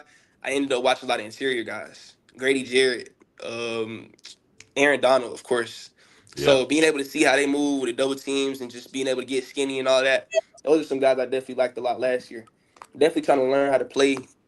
With us switching the defense, I got to learn how to play the edge at a play the run game better on the end, and just try to figure everything out. So I like to watch the whole highlights, see how the boys swim, rip, shed, and so those are a few names that come to my mind when I think about guys I like to replicate my game off of. Got you. There's in practice, we're going up against other guys to get better. Iron sharpening iron. Young, I believe he's a sophomore, or could be a freshman. I think he's a freshman. Andrew Holland. Yeah. How has those battles been between you two, and what have you noticed about his development? Andrew Holland's gonna be really big for us this year. A person I feel like I shot his iron with is Ryan Moore, class 27. He's Oh with yeah, me. We go at it every day, and that's my brother to die I die. Like we gonna compete, we gonna compete. So every day at practice, we have a few guys that we can go with, and I feel like we just getting better and better every day. Like I have some days I win, he has some days he'll win, but him and Andrew gonna be really big for us this year. Andrew coming in, he had his little we usually like tell him he had his little red shirt year, he had his little freshman year, but now he got to come up. So we're hearing a lot of buzz around him. We definitely making him better every day. He's pushing us, we're pushing him. So Creek known for his DBs and receivers. I know I said that, but we want to make a name when it comes to our line, like D line, O line. Like we can produce there too. We've been smaller a lot, but we now we have the things, have the tools to put us on the map. So we definitely doing that. Andrew and Ryan are pretty good O linemen for us this year. 100%. You Ebb and tell us, you know what I'm saying? Yeah. I'm saying might be I think definitely one of the best. Probably, I ain't gonna say we're top yet, but I'm gonna say definitely one of the best defensive linemen. We definitely are. We top. Nah, 100%. We'll say top 10. We'll say top 10 for right now. And I'm saying evaluate going for top 10 Yes, D line, defensive line in the state for sure. Yes, sir. My last question before I throw it back to Najeh, just what does it take? You know what I'm saying? What are some traits that a young man has to have or learn to become, I'm saying, a Sandy Creek Patriot? Yes, sir. Over here, of course, we keep talking about physicality. You have to know how to hit. That is something our DC coach Haywood makes sure he harped on this year. It's not. It's like it's a standard. Like it ain't what I'm asking you to do. It's just standard. It's a standard. It's non-negotiable. So we got to be physical. It's like also a lot of it is faith. Like keep your faith in God. Like you're gonna go through a lot of obstacles. Make sure you keep your faith up there. Stay level headed. Don't get That's what I'm looking for. Don't have too much pride. Like stay humble. Yeah, yes sir. So you know what I'm saying. We all have what we have, but we ain't gonna go around too much talking about it. Like we always just want to keep getting better, keep our head down and work. So to be at Sandy Creek, discipline is a big thing of what we do. Discipline, physicality, and just making sure we all share the experience. Like I said earlier, you have a lot of camaraderie. You know the word I'm trying to say. The Yeah. camaraderie. Yeah, we have a lot of that. So we come together. After the game, we always doing something. So it's just really big. Like we had to be a family over here. We small. It's 3A school, and we don't got a lot of players. Depth is finally something that we are able to have a little bit of this year. but staying together, making sure we all on the same page and just communicating. And I feel like that's something you need to be in Sandy Creek. Yeah, it is. I gotta ask, man. I don't know if y'all release y'all schedule, but I know you know probably some of the games y'all gonna be playing, man. What game are you kind of just looking at the chops? You excited about to play this year? Week 1, East Coweta. I know they had them big tackle twins, and me and Evan been talking about eating them up all year. Like we definitely gonna do. We going out there and show. Like we on this type of time this year, and we gonna do a very good job at that. I'm ready to EC. Just it's the season starter. We did get our get back last year because we lost them 2 years in a row. Finally got it back last year. We plan on doing that again. Just making sure we good with that. So that's the game I'm looking for. I know that they're a team that likes to pass the ball. Hopefully we get us a few to start the season off. You know what I'm saying? I really like our pass rush this year, like our DBs, be able to showcase what we can do. So that's the game I'm looking forward to. 100%. And then obviously you guys are kind of on the other side of just that Fairburn area where obviously Creekside, Langston is at. Just I know y'all don't always play them, but just what's your thoughts just on them and maybe seeing them maybe in the future? Okay, we see them a lot during the summer this year. So during paddock camp, 7-on-7s, we're gonna be a lot of there. So we will be seeing a lot of those Fairburn schools. We got Westlake. We'll be going to Westlake, Creekside a little bit. So seeing those schools, I do feel like we compete. I do feel like they should be somewhere in the schedule. Figuring out. But we got like an 18 region, so we only got 2 games outside of our region. So definitely gonna figure out what we're gonna do with that. But I do feel like we compete with those Fulton County teams just as much. Why do you think you talked about just being a smaller school and everything? Why do you think 3A is so slept on? I mean, so many great teams that come to 3A. Obviously, you guys had your battles with Cedar Grove, over the last few years. Yes, sir. Calhoun's a great team. You look at Jefferson, Stevenson. Why do you think 3A is maybe just as a classification maybe so slept on? Really just because it's small. Like I know my school only has 1,000 kids, so that's only 60, 70 of them are playing football. So I think it's slept on because of the size. But I do feel like that's changed over the years. Considering putting up the numbers we're putting up, I'm starting to consider us as a powerhouse. We're putting kids in school. We're putting stuff on tape. Like you watch that game, you're gonna see like Sandy Creek's they want to be here, they want to hit, they want to win football games. And so I do feel like as time goes on, 3A will definitely begin to pick up, and I feel like we're gonna be the leaders of that. 100%. And then just from you, obviously from a defensive perspective, where have you maybe seen the game of Caleb Hill maybe progress in your eyes? Caleb Hill is a dog, man. I love getting him that last year. Coming out DP7. He's a cornerback. He's a receiver, so him stepping up to the team was very, very grateful for that. But having Caleb come in, put up the numbers he put up, love the development I've seen out of him. Definitely should be the next one to pick up a O for sure. He throws the ball with a zip. He's getting it out. So being able to go against him, his pocket presence is great. That's one thing I can say. Like, bro won't even see me coming, and somehow he up out of there. So it definitely pushes us to be our best. Like, pushes us to, we got to finish the play. We got to do this. We got to do that. But the development of Caleb Hill is very good. He's gonna be a really good quarterback. 100%. And then just talk a little bit before I throw back to Bacon, just about the coaching staff. You talk about some of them, how they've been developing y'all. Just how instrumental have they been in just helping the Sandy Creek program get to where it is now? Yes, sir. Can't say enough about Coach Smiley. The way he came in after that state team, we got to come in and keep Sandy Creek tradition, but put his own stamp on what we do. He's done a very good job at just making sure he's listening to us. You know what I'm saying? Like, we're a good football team. You know what I'm saying? But able to keep his authority, but also listen to what we're saying. You know what I'm saying? We told him we feel like we have enough athletes to get out of that 3-man front.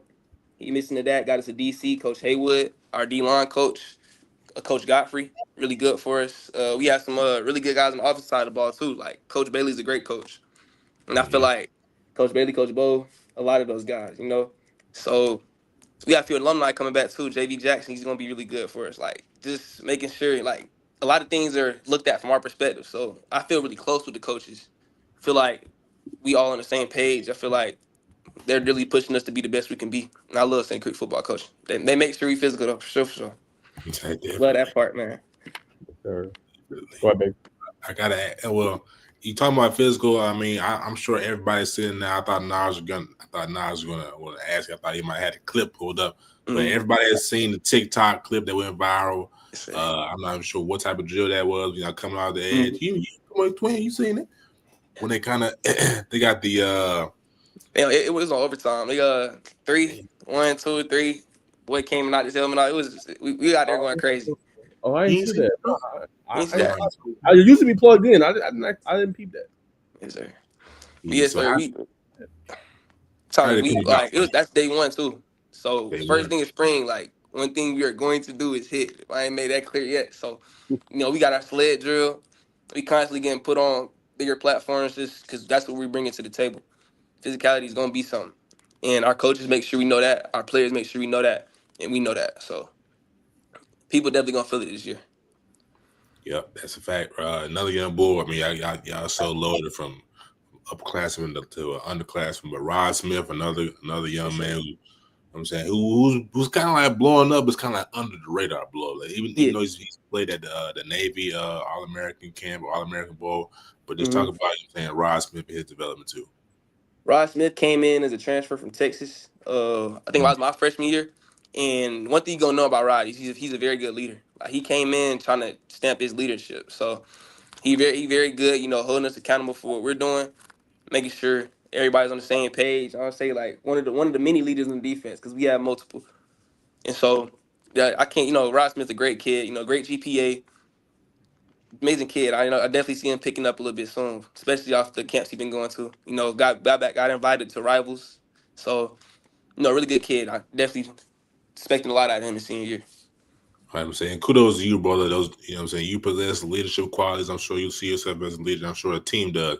Just knowing the team, knowing your teammates, knowing that Rise from Texas, knowing that he's got a high GPA, knowing that Caleb, well, you're gonna know Caleb kind of gets out the pocket and when he don't even see you. But that's I'm saying, you just know things about your teammates that some may not take the time to do. But aside from the leadership qualities, man, just I'm saying, what's JT doing Saturday evening, Saturday afternoon? Not too much going on. You chilling with the guys. Like, what do you do to kind of just relax, bro? Yes, sir. I play the game a lot with my guys. Like we go a lot. We go out a lot. We are around each other a lot. Like I said, it's increase of family. So we have the connections, we have the bond, we have the relationships we need. A lot of the time I'm working out though. I train with Past Training Academy, Andre Powell. I don't know if y'all know about him. He's a very good trainer. Making sure I'm on the roster, like making sure I'm on the radar. Send the film. I has a lot of connections. Make sure we in the barn every Sunday. That's the RB. So definitely, that's definitely what I'm doing. Definitely a lot of the time. Going on a few camps this summer. I know I was invited to Indiana and Wake Forest, so he'll be with me then. You know what I'm saying? Just Sandy Creek's big on just coming together. Like I have a lot of my brothers go there too. So it's just we stay together. We make sure we small, so we gotta ride together. That's our big thing. That's what we like to say. Nah, for sure. Y'all definitely gonna ride together every time it hits something, as you've been saying the whole time. But last couple questions, brother. I got to ask you about Coach Dale McGee, man, at Georgia State. And that was your first offer. So how was that? I mean, how was that relationship playing out for you? What's the dialogue like? Or at least, the relationship is going pretty good. Went to one of their spring practices, caught up. They have a new edge coach named Coach Troy. So met up with him a little bit, talked to him. They're not really able to speak to me for real yet, but definitely very thankful for the program. Believing in my ability. Throwing the first one, that's the best belief. And so, really like Georgia State. Definitely gonna be a contender. Definitely an option. Definitely. You know what I'm saying? So as we as we come to a close, brother, just would you like to shout anybody out, anything, you know what I'm saying, you feel like you need to get off your chest, brother? You know what I'm saying? The platform is yours. Yes, sir. Just believe in God. Like take everything one step at a time. Control what you can control. You may not, coaches may not play you. You may feel like this, that, the third, but just make sure you handle what you can handle. Give them no reason to deny you. You know what I'm saying? Small, like undersized DN, but popped out 42 tackles, 8 sacks last year as a sophomore. So just control what you can control. When your door opens, please take it and just what I'm saying. Make sure you stay with God. Keep your faith in Him. Yes, sir. Another great brother, man. Yes, Shout sir. out to you, man. Yeah, appreciate you. Yes, sir. Keep doing what you're doing, young brother, young king. Yes, sir. Yeah, thank y'all so much for having me. Anytime. Yes, sir. See you soon, bro. All right, y'all have a good night. You too, man. Blessings. Dang, Bacon. Another young king, man, you brought on the show. Hey man, they build them up. They build them down there in Sandy Creek, and I'm just blessed to have those relationships with, like you said, Coach Smiley, Coach Haywood. You know what I'm saying? My boy, Coach Rick, Coach Rick, you know what I'm saying? Coach Rick and as many others, man. Coach Bailey, you know what I mean? Coach Hurd. So, you know what I'm saying? I just appreciate him for just letting me come in, bro, and have access. For sure. All right, we got another young Cain that awaits in the background, ready to go. With his goal, I thought he was gonna have to go football, bro. No go football. Huh? I said, no go football, man. Yes, sir. You know. Bull City, man. For sure. I love it, man. What's going on? How's everything going, brother? It's great, you know, just trying to finish strong on schoolwork, you know, exams, all that. But it's going great. It's stressful, but you know, I'm finishing strong. You know, I have great roots, so you know, my mom stresses grades, I stress grades, and grades come first. So I take that very serious, and I'm finishing strong, all A's, and maybe a B, but you know. Nah. We ain't got time for no maybe. We were all A's, bro. Hey, Bacon, you know the brother's smart because he's going to Duke. That's what I'm saying. We gotta keep the bar high. We can't have no 3.8 now. We need that 4.0, brother. So good job. He tripping. No, hard it is to get all A's while being a part-time athlete. Yeah, you tripping. Hey, brother, I'm keep you high, dog. Go ahead, Bacon. I'll let you start it. So, but first and foremost, brother, you know what I'm saying, what finals do you have lined up for tomorrow?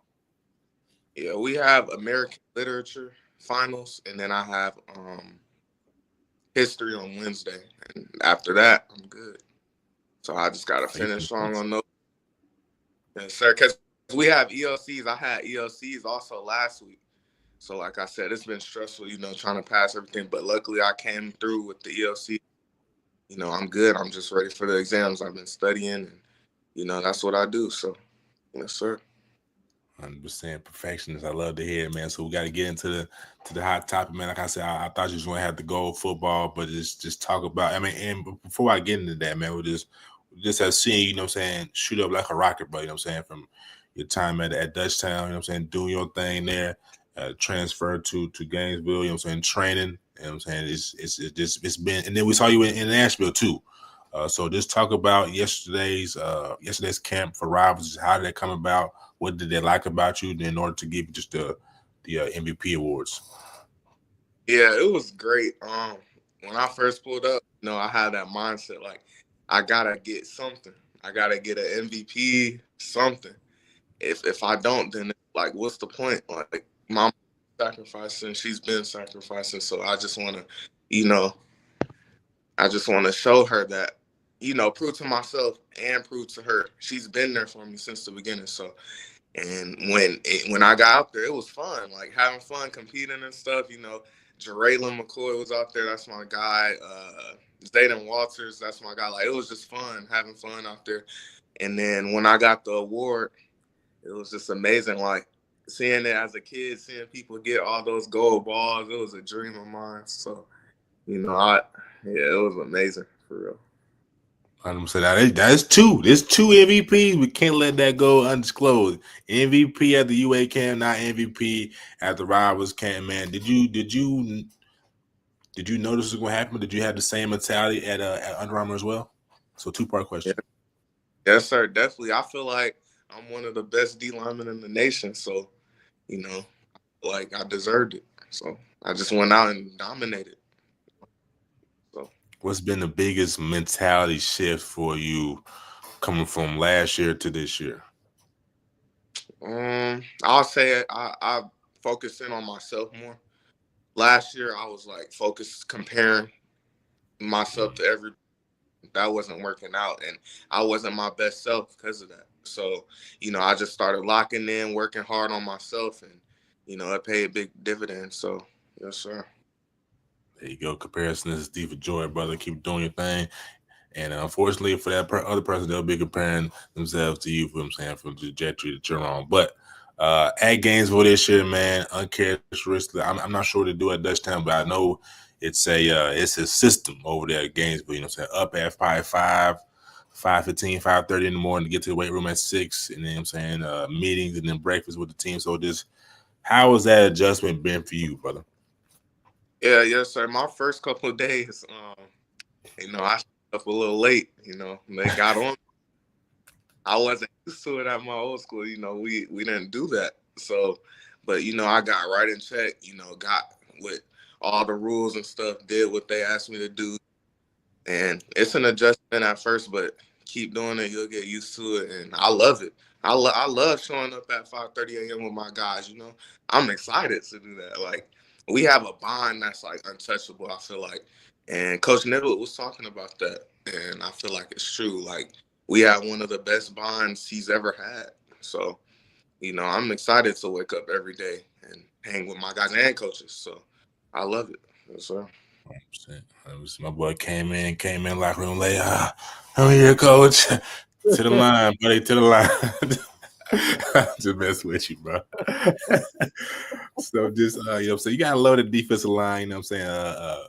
Clay, the whole rest of the game. How good can this Gainesville defensive line be this year? We could be amazing. Obviously the spring game, we lost 28-7, but we'll get back to the basics. It's about the little things, we just gotta fix those. But if we fix the little things, which we will when we fix it, we'll be like amazing. We have Jamarion Matthews, Caden Foster, Xavier Griffin, Darren Williams, we call him Boom. We got it's more Marshall Leonard. He's upcoming riser. Watch out for him. So stay tuned on us. Like we have some dogs, and then we have the secondary. We got dudes in the secondary too. So, but I feel like this D line could be one of the best in the nation, hands down for sure, easily. So, yes, sir. 100%. Last question before I throw it to Najeh, man. Like you said, 28-7. You was there in person. Why do you feel like it was kind of a slow start, or why was the outcome so lopsided? I felt like it was our first game all together. We have a lot of transfers, but it comes back to our core values. Choose hard, high truth, high love, and me plus the G. I don't think we did that day, but we learned from it. We could come back and fix it, and yeah. 100%. And then, Ayden, I got a chance to talk to you, but I just want you to tell the audience a little bit about just that transition for you. You mentioned a little bit, obviously, with the waking up early, but you just talked about how Gainesville has made you a better player because of all the different positions you're playing, which is definitely going to make you more well-rounded when you go off to college. But for those that don't know, just talk about some of the different things they've been having you do. Yes. So I could play the 5 tech. I could slide out at edge sometimes. I could play 4-eye. We have different fronts, so I line up in a 3 tech, a 2 tech, even a 1. And, I mainly play the nose for them, so I love it. And it's making me more knowledgeable of the game. I'm still working on it, learning some stuff and getting ready for college. But, I'm glad I came here because I don't know where I would be if I didn't come here. Because learning, all the stuff that goes on with, gap integrity, hand placement, all that stuff. It was just great. Now I'm glad I came over here. So, yeah. And then if you can, what's the difference between maybe for the artist that doesn't know, the 5 technique, 3 technique, the 1, the high that you were just alluding to? What do you mean? Like let's say, okay, coach says, hey, we're gonna run a 5 technique, right? As a defense. What does that mean? What does that look like for those that don't know? A 3 technique. Hey, we're gonna be in a 3 technique instead of a 5. What's the difference between those, you think? Yeah, so the 5 technique is outside the tackle. 3 technique right outside the guard. 2 tech is head up on the guard. A 1 tech is shaded on the center, and a 0 tech is head up on the center. Oh yeah, just for you guys. Yeah, we know, but everybody don't know when it comes to football. That's why I just explained it. Appreciate you. No, wait. 4 tech is head up on the tackle, and 4-eye is in between the inside shoulder of that tackle. Yeah. All right. There you go. There you have it, brother. All right, and then you obviously talk about just obviously the consistency for you guys locking in. But just in terms of what's your overall just synopsis of spring ball? Did it work out how you wanted it to? What else do you want to kind of work on? For me personally, well, as a team, I felt like we did good. We got a lot better, and we worked hard. So, and personally, I feel like I got to work on my strike more in the run and holding the point a little bit better, and strength and explosiveness. Well, power, not explosive, but power.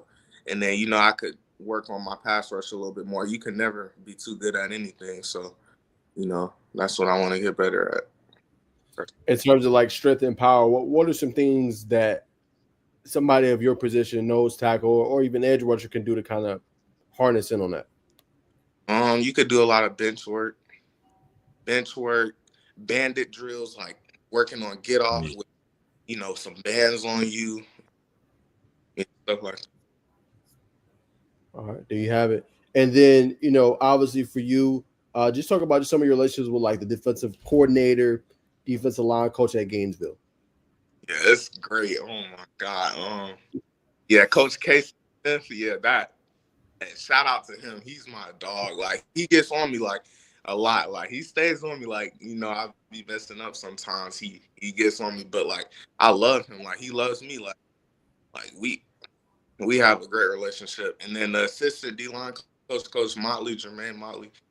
Like, that's my dog too. I love him. Like, he stays on me too. Like, anytime I mess up, they got me. But, at the end of the day, I need that because that's how it's going to be in college. So, but I loved him. It's great. I have a great relationship with all the coaches. It's great. So, yes, sir. And then obviously you talked about how good his defense could be this year.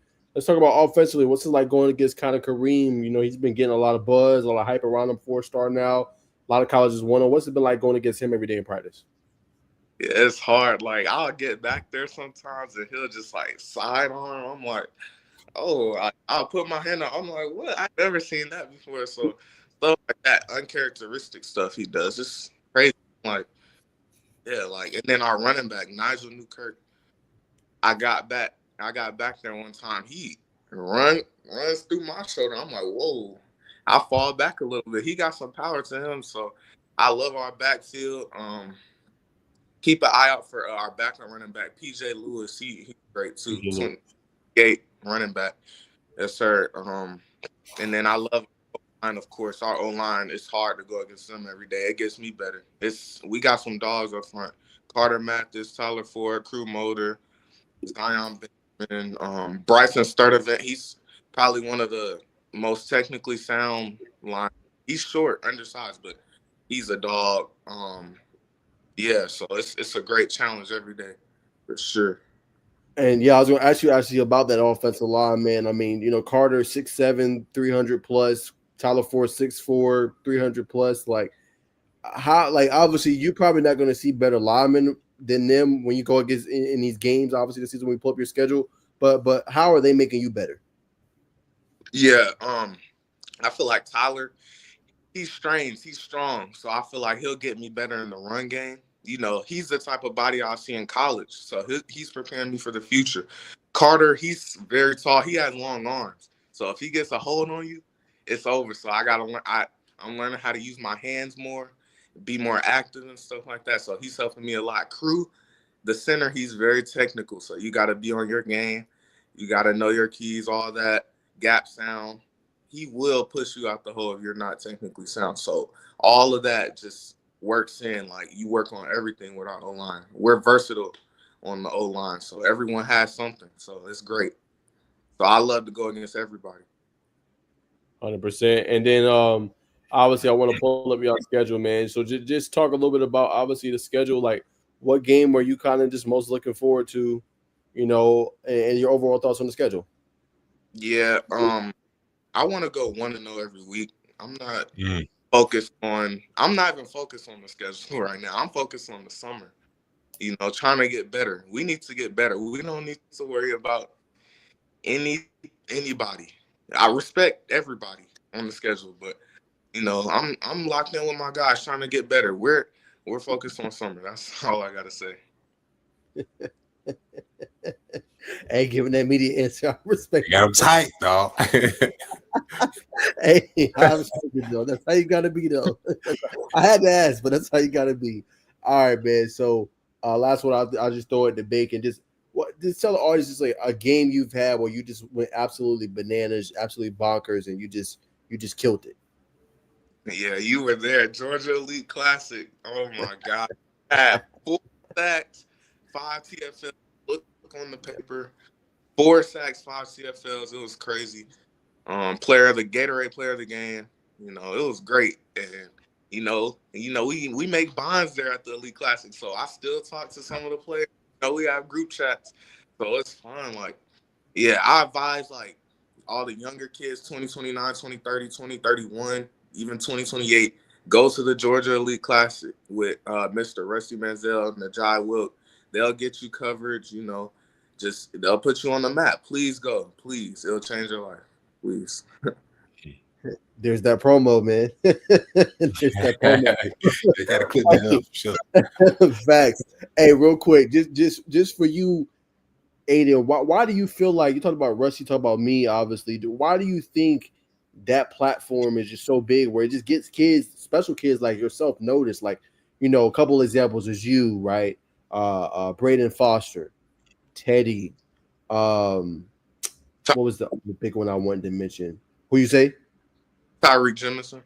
Tyreek Jemison, that's the name. Tyreek Jemison, like kids that didn't popped. Like, so why do you think that platform is so good at just getting y'all out there, man, getting eyes on y'all where y'all can just kind of pop off, man?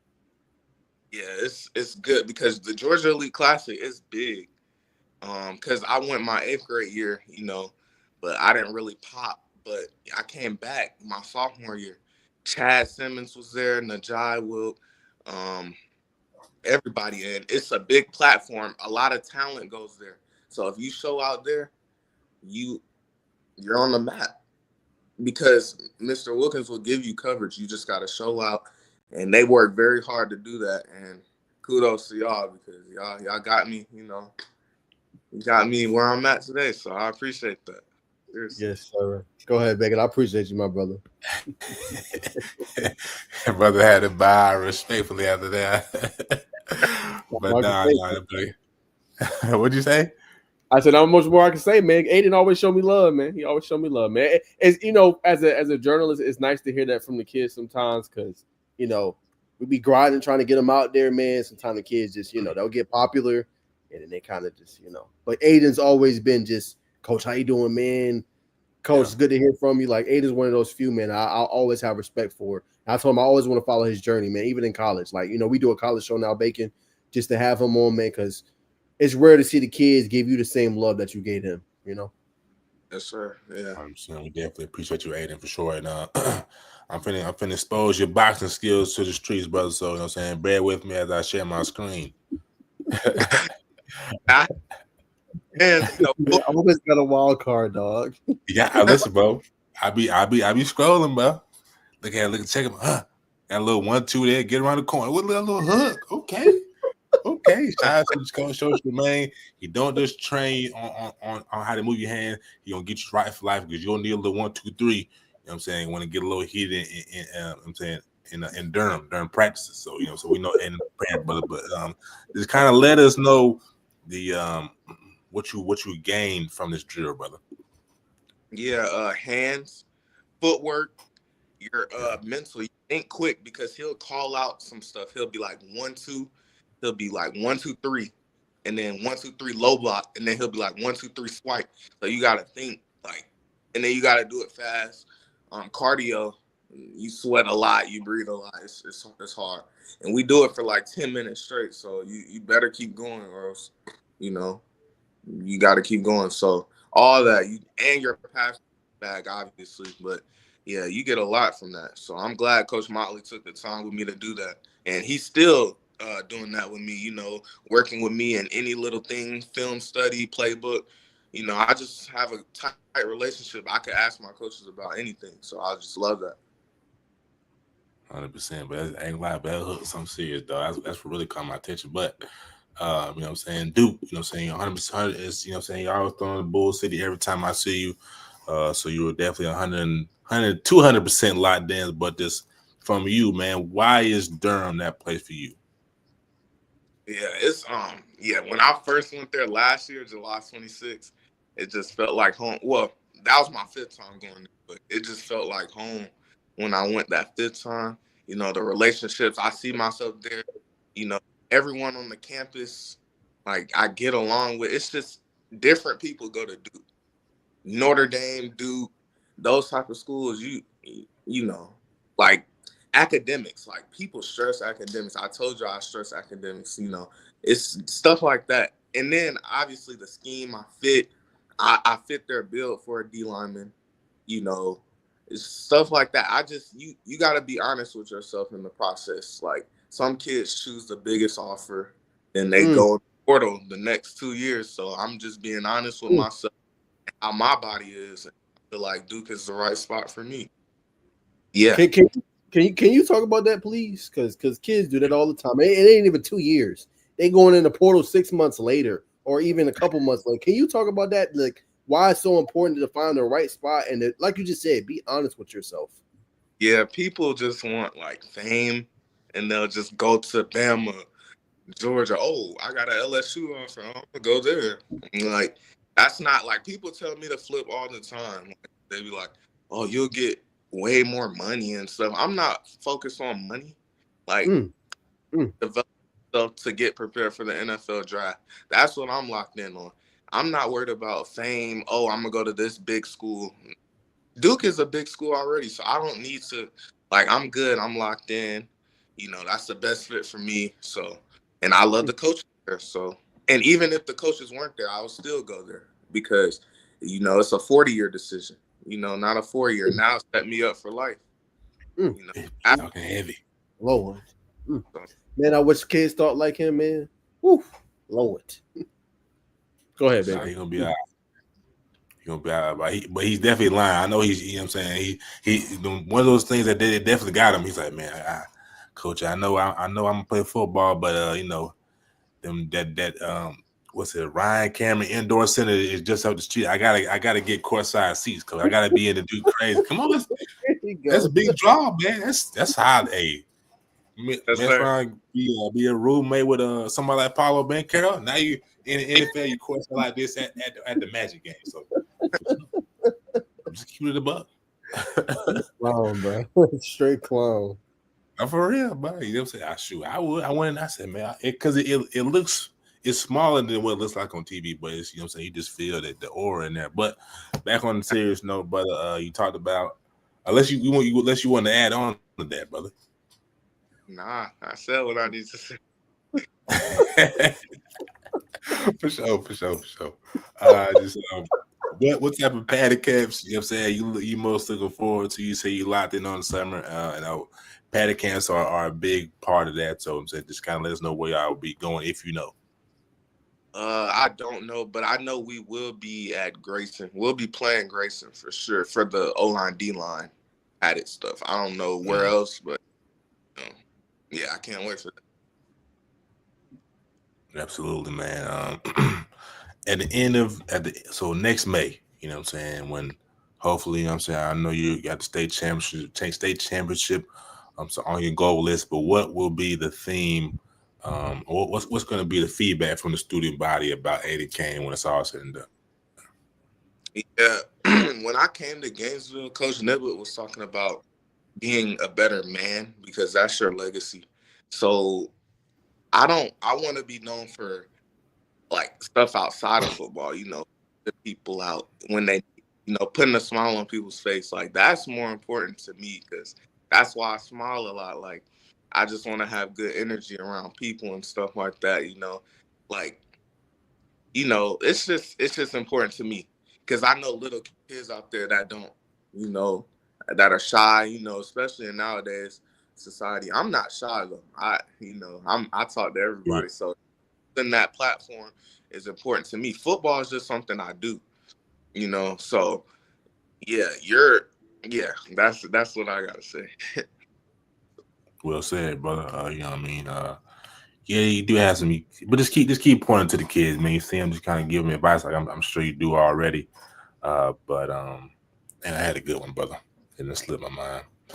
But I guess if Najee already asked you, man, just what you had, what full you had. I mean, hold on, I got you, brother. My question is, what's your on the field goals for this upcoming season? You had solid numbers last year to finish off your season at Dutchtown. I'm gonna call them out in just a second. 61 total tackles, 42 solo, 29 pressures, 15 TFLs, 6 sacks, 2 forced fumbles, 1 PBU. That's big, but just what's kind of your goals for this season? Yeah, 15 sacks.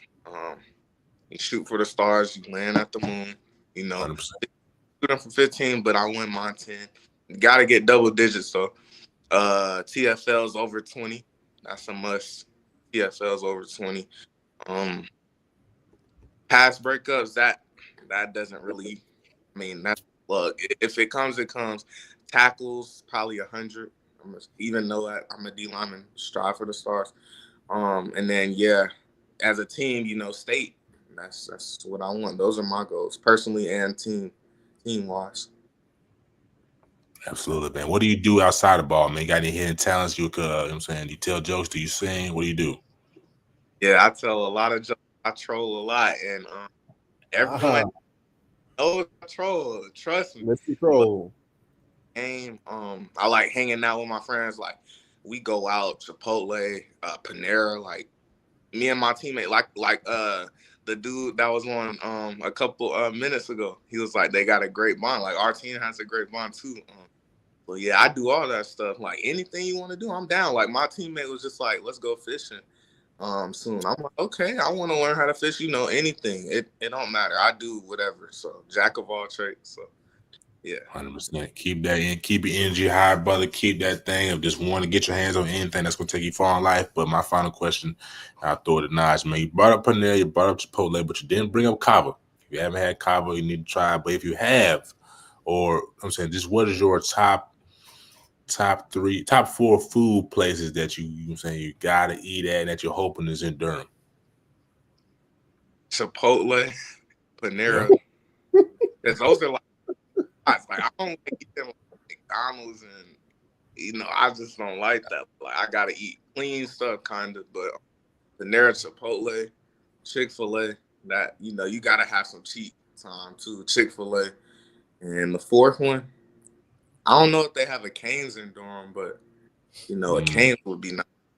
But I don't know. It's Durham, so yeah. Oh, it's a breakfast spot. That's great too. So man, I appreciate you, brother. Go ahead, Nash. Yeah, man. So talk about obviously what you like to do off the field. Who do you like to kind of model your game after? I don't think you ever been asked that. It's not just any specific person. I'll take my stuff from everybody. Like even in high school, like college, NFL, all that. So I'll say, I'll start high school. Like I'll just look at the top D linemen, like from last year, like Floyd Bouchard out of Florida, London Simmons, the Alabama commit. Even people in my class like Deuce Gerald's, and then NFL, DeForest Buckner, Aaron Donald, Elijah, who else? Yeah, people like that. And then college, like LT Overton, some people like that. Okay, and then obviously you watch a little bit of everybody. Is there a pass rush move you like to use? Like when you watch that game, you add to kind of the repertoire. Like kind of how does that look? Yeah, I like cross shot or swipe. Those are my favorite moves. But I want to work on my power more though. Like like a hezzy bull or something like that. I like that. I need to work on that. Or a long arm. Long arm. Okay, got you, man. And then, do you have a favorite college team that you like to watch? Duke now, but back in the day, I was a Bama fan. I was kind of a bandwagon, but That's when we're little, so of course I'm not a fan now, but basketball though, like I watch all sports. So girls basketball, South Carolina. I love South Carolina. Men's basketball, Duke, of course. I told NFL, Carolina, NFL, and NBA, OKC. Yeah. So you got OKC being Ant-Man and the Wolves, man. No, he definitely don't. Sir. He just said yes, sir. I'm with him. Nah. This is Shay's year. You're tripping. This is Shay's year, bro. Oh, dog. Man, finna come through and steal his dreams. I ain't gonna lie. I like Shay. He's smooth in the other side of the pillow, but that boy Ant-Man, he on a revenge tour, man. I'm sorry. We'll see. We'll see. I'm with Ayden, dog. We'll see, man. Tomorrow night, man. I'm rolling with Shay. That's the MVP. That's the real MVP. You'll win the MVP, but he won't win the Finals MVP. We'll see. Right. Hey, I'll tell you this, though. I'll tell you this. The winner of that series wins the Finals. Yeah, I was just in. Yes. Yeah. It was like Ohio State and Texas. Like the winner of that is gonna win. Like, agreed. Yeah. Who going back to college? Who do you think is like the sleeper team this year in football? College football. Duke. Obviously, I'm gonna say Duke for sure. Another sleeper. I'll say South Carolina. People sleep on them. Clemson too. Because all these recruits now. Like I'm getting older, so I know personally all of them. So I feel like Clemson would be great. South Carolina. Anybody else? I know I'm forgetting somebody. Yeah, that's all I got on my mind right now. As you notice, Bacon, he liked them Carolina schools. South Carolina. Did you peep that? He liked the Carolina schools. I peep for sure. Yeah. He ain't slick. Yeah, he thought he was just gonna walk past that. We gonna say nothing. Nah, we peeped. Exactly. And he slick. He didn't bring up the take. I caught that, brother. I know they ACC. Ohio State. Yeah, people sleep on Julian Sand. I'm telling you, he's a sleeper. And Florida too. No, yeah. I give you Florida. That's a sleeper. Ohio State is not a sleeper, bro. They just won a chip. Yeah, but people don't think they'll win it again. People think they'll be trash. People think they don't have a quarterback. They have Tavian and Julian. I'm like, y'all see. You think that's enough in the Big Ten with Oregon and they hit us? That's what I'm saying. You'll see. I'm trying to tell you. Look. I thought you make it. Hey, brother, man, we appreciate you coming on. Unless you want to do it, I gotta give you the floor. Do you want to shout anybody out? Do you want to plug anything? The floor is yours right now. Yes, sir. I want to shout out my mom. She's right here. I love her. Out her God. Oh my God, that's my savior. No, God, I love you. Please, everyone that's watching, believe in God, please. And then I want to shout out you guys. Y'all been with me day one through my journey. Y'all been shouting me out, trying to help me, and it's paying off now. So I appreciate you guys for real, y'all.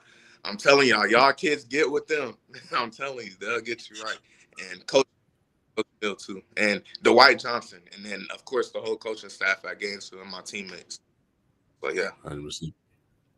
Great answer, brother. What you get my dudes for Mother's Day, man? I know you got something big. Question. Yeah, a card, and we hung out and stuff. We cooked together and stuff. So yeah. Wait. Hold on, man. Hold on, man. A card that you ain't getting no flowers. Don't do it like that. No, you gotta give my Duke flowers, dog. Come on, man.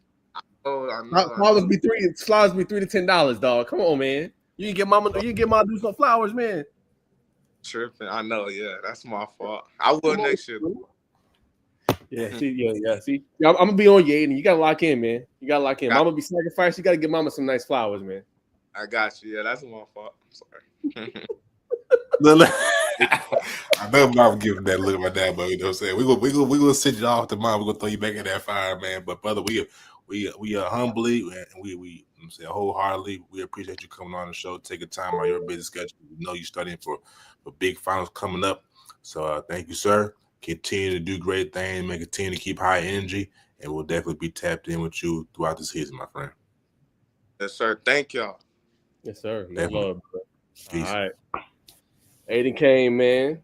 All three of them, y'all heard what they said, man. Keep God first. All three of them said the same thing, God man. first. I don't tell you something. I don't know what would. You know what I'm saying? Don't know what will, man. All praise to the Most High. You know what I'm saying? Pray every day. Pray multiple times a day. The Bible says pray. I pray without ceasing. And I feel like that's a big thing, especially in today's world. Just keep moving forward. Keep putting your best foot forward. Keep good brothers around you. Not only just soft brothers. Keep a den of wolves around you because you're going to need that just for anybody. You know what I'm saying? If you're a lady, you know what I'm saying? I don't know what Lady Wolves are called, but we'll say lionesses for female lions. But just keep some dogs around you. That's gonna be big. But I'm throw it back to you, brother. You know what I'm saying? This is your show to close us out. For sure, man. So look, we got two more topics, and I'm gonna let you ride, bro. Oh, I'm sorry. No, you good, but I'm about to wrap it. We didn't did like 3 interviews, so I just wanted us to just talk about just a little bit of the Lovejoy versus Jonesboro game. Yeah, a defensive obviously battle, but just what was your biggest takeaway there, real quick? My biggest takeaway from that game, man. I mean, I got there in the second half. My biggest takeaway, I'm sure you're gonna say the same thing, was just Lovejoy's ability to run the ball, kind of slicing through that Jonesboro defense. I know they didn't have everybody there, but when I got there, they ran the ball 15 yards a pop for that time. And in spring, I don't put too much stock in the spring, but I like to see how just everybody's moving, kind of talk to coaches, got to get their thoughts, feel out process. But that was definitely my biggest takeaway. I did, and also John Tavis Wyman, he had a big catch I saw in the highlights. I'm gonna end up watching the Wii Ball clips as well as I can't remember my guy's name that does film as well. Jeremiah just posted it, but I'm not gonna hold y'all up. But I'm gonna rewatch the clips. But John Tavis did have a big catch in that first half, so if he can be dynamic for the Jonesboro Cardinals, it's gonna be hell to pay. There you have it. For me, yeah, like you said, for Lovejoy, I think they're going to be a more well-rounded team this year. I feel like they can run the football.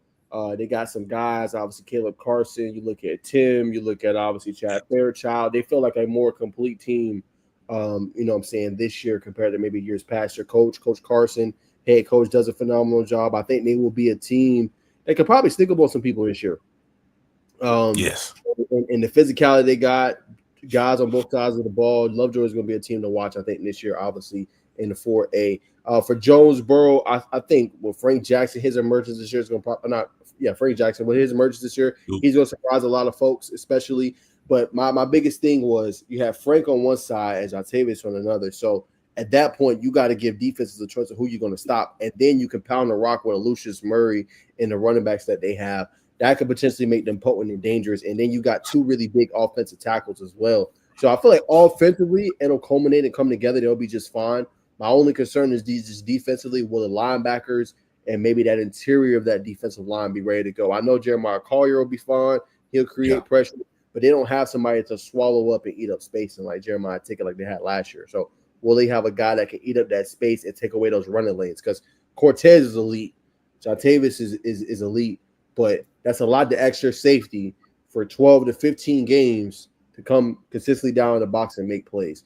He's more than capable, but from a physicality standpoint, Cortez does a lot. So I'm curious to see if they will, have those linebackers to be ready to go. Obviously the game. But like I said, you don't put much stock in the screen, but at the same time, that's something I'm gonna be watching for, to say the least. But that is my biggest takeaway, obviously, from the games, to say the least. All right, last topic. Thank you. No, go. I'm sorry. You got to squint. I thought I saw a comment or something. Nah. Last one, brother. We'll go ahead and wrap up the show, man. Notable college football week 1 and week 0 matchups, man. Just we don't got to go through every one, but just what matchups have kind of caught your eye that you're just excited to see, obviously out of this slate. Well, it would have been well. First and foremost, man. I mean, I think everybody would say the same thing or most is that Georgia Tech Colorado game. Georgia Tech coming in riding high. Haynes King. We saw the type of transfer class they had coming in, as well as the upperclassmen and underclassmen that's coming in. Is making that push for the starter positions. That's going to be box office. That's going to be that's going to be a big game for recruiting battle as well. So you got Dorian Barney, someone who's got offers from both of these schools. So that's going to be big. And the second one is Syracuse, Tennessee for me. I know Tennessee, they got a solid quarterback transfer in, but he's new, so there's definitely a question mark for me there. Can he be serviceable? Can he keep that ship steady? Syracuse, in my opinion, another sleeper team in college football. I like Coach Fran Brown, man. Despite him being kind of controversial at times, he's got that dog. He's got that, similar to Coach Key. You know what I'm saying? He doesn't rub everybody the right way. You know what I'm saying? But we like guys who got that grit to them. You definitely love them. I love both of those coaches, just their mentality. So that's a game for me. And I'm gonna say that Death Valley game. I don't know if it's in Death Valley of South Carolina. I mean, South Carolina or Death Valley of LSU, but that's a game to watch for sure. Clemson, Death Valley. Who you got, brother? Yeah, I say the same. I think you nailed it. Syracuse, Tennessee is going to be an interesting game. Who's going to be QB1? Right? Will it be a George McIntyre? Will it be the guy they got from UCLA, Joey Aguilar? Will it be we said George McIntyre? Will it be Jake Merklinger? Who's going to emerge? Right? What will the new era of Tennessee look like outside of Nico? Because Nico had a pretty good to decent season. Can they have more that can emerge there? So that's going to be interesting, to say the least, in my humble opinion, right? Then you got Georgia Tech, Colorado. That's a nightcap on Friday. You got the exclusive window on ESPN. If that doesn't tell you as a recruit, or that doesn't tell you that your team is rising, I don't know what will. Because why would ESPN go out of their way to put that game exclusively? Game that was on Saturday, exclusively into a Friday night window at 8 p.m. That's the only game that's going to be on. That says a lot about the brand, not only of Colorado and obviously Coach Prime and what they're doing without Shador, without Travis Hunter, Caden Salter, or Juju Lewis, who will emerge, but also for Georgia Tech and what they're doing as well. If they get in the primetime slot, that says a lot. So I'm interested to see that game as well. I like you said, I think the game of the week probably has to be LSU Clemson. You know what I'm saying? Garrett Nussmeier coming back for his final year. Les Miles, who's going to be the receivers that emerge this year. Rest in peace to him. But Kyron Lacey was phenomenal that week one when they went up against USC. That was like must-watch TV on that Monday night. I remember that game vividly. That game was off the charts, right? So, who's going to emerge kind of there? And then you got Virginia Tech, South Carolina. That'll be an interesting one. Can they have a better start to the season? Yes, because Virginia Tech, you've struggled and struggled and struggled, right? You've always had this hype always up under you. And then if you're South Carolina, can you avoid the slow start? Can you avoid it? They're like my Bengals. They always want to heat up in the middle to late in the season. This is the year you got to do it. Send a statement by beating an inferior opponent and come out and hit them in the mouth. That is the game you got to watch for. And then obviously Notre Dame versus Miami, right? The runner-up from last year, Marcus Freeman. We know the brand of Notre Dame. We know they're physical. They want to run the ball. QB1. How would that look? They lost one of their guys already. That was supposed to be the preemptive starter. And then Miami, the Carson Beck show, right? That's going to give us a good look into what this season is going to be. I don't care what nobody say. Nobody say. If you can go in and you can put it on Notre Dame in that defense, then Miami and my team has a chance to be good. If you struggle, Lord, we in for a long year. I'll leave it at that. I know. I was gonna say that game too, but I know you're a Hurricanes fan. I definitely want to leave that breakdown for you, but can't. And I think Carson Beck. I think the world. The troubles have hit Carson Beck in the face. Lost his lady. I think best thing for him. Got his car kind of. Something happened with his vehicle. So hitting adversity. You know what I'm saying? The best things happen to a human being when they hit adversity. How are you going to respond? I talked to a lot of coaches. They was like, I'm just ready to get the guys in the summer. I'm saying ready to see how they kind of bond, ready to see how they gel, they go through adversity, how they come, I'm saying, rise up against it. So he's already hit it. You know what I'm saying? It's get ready to.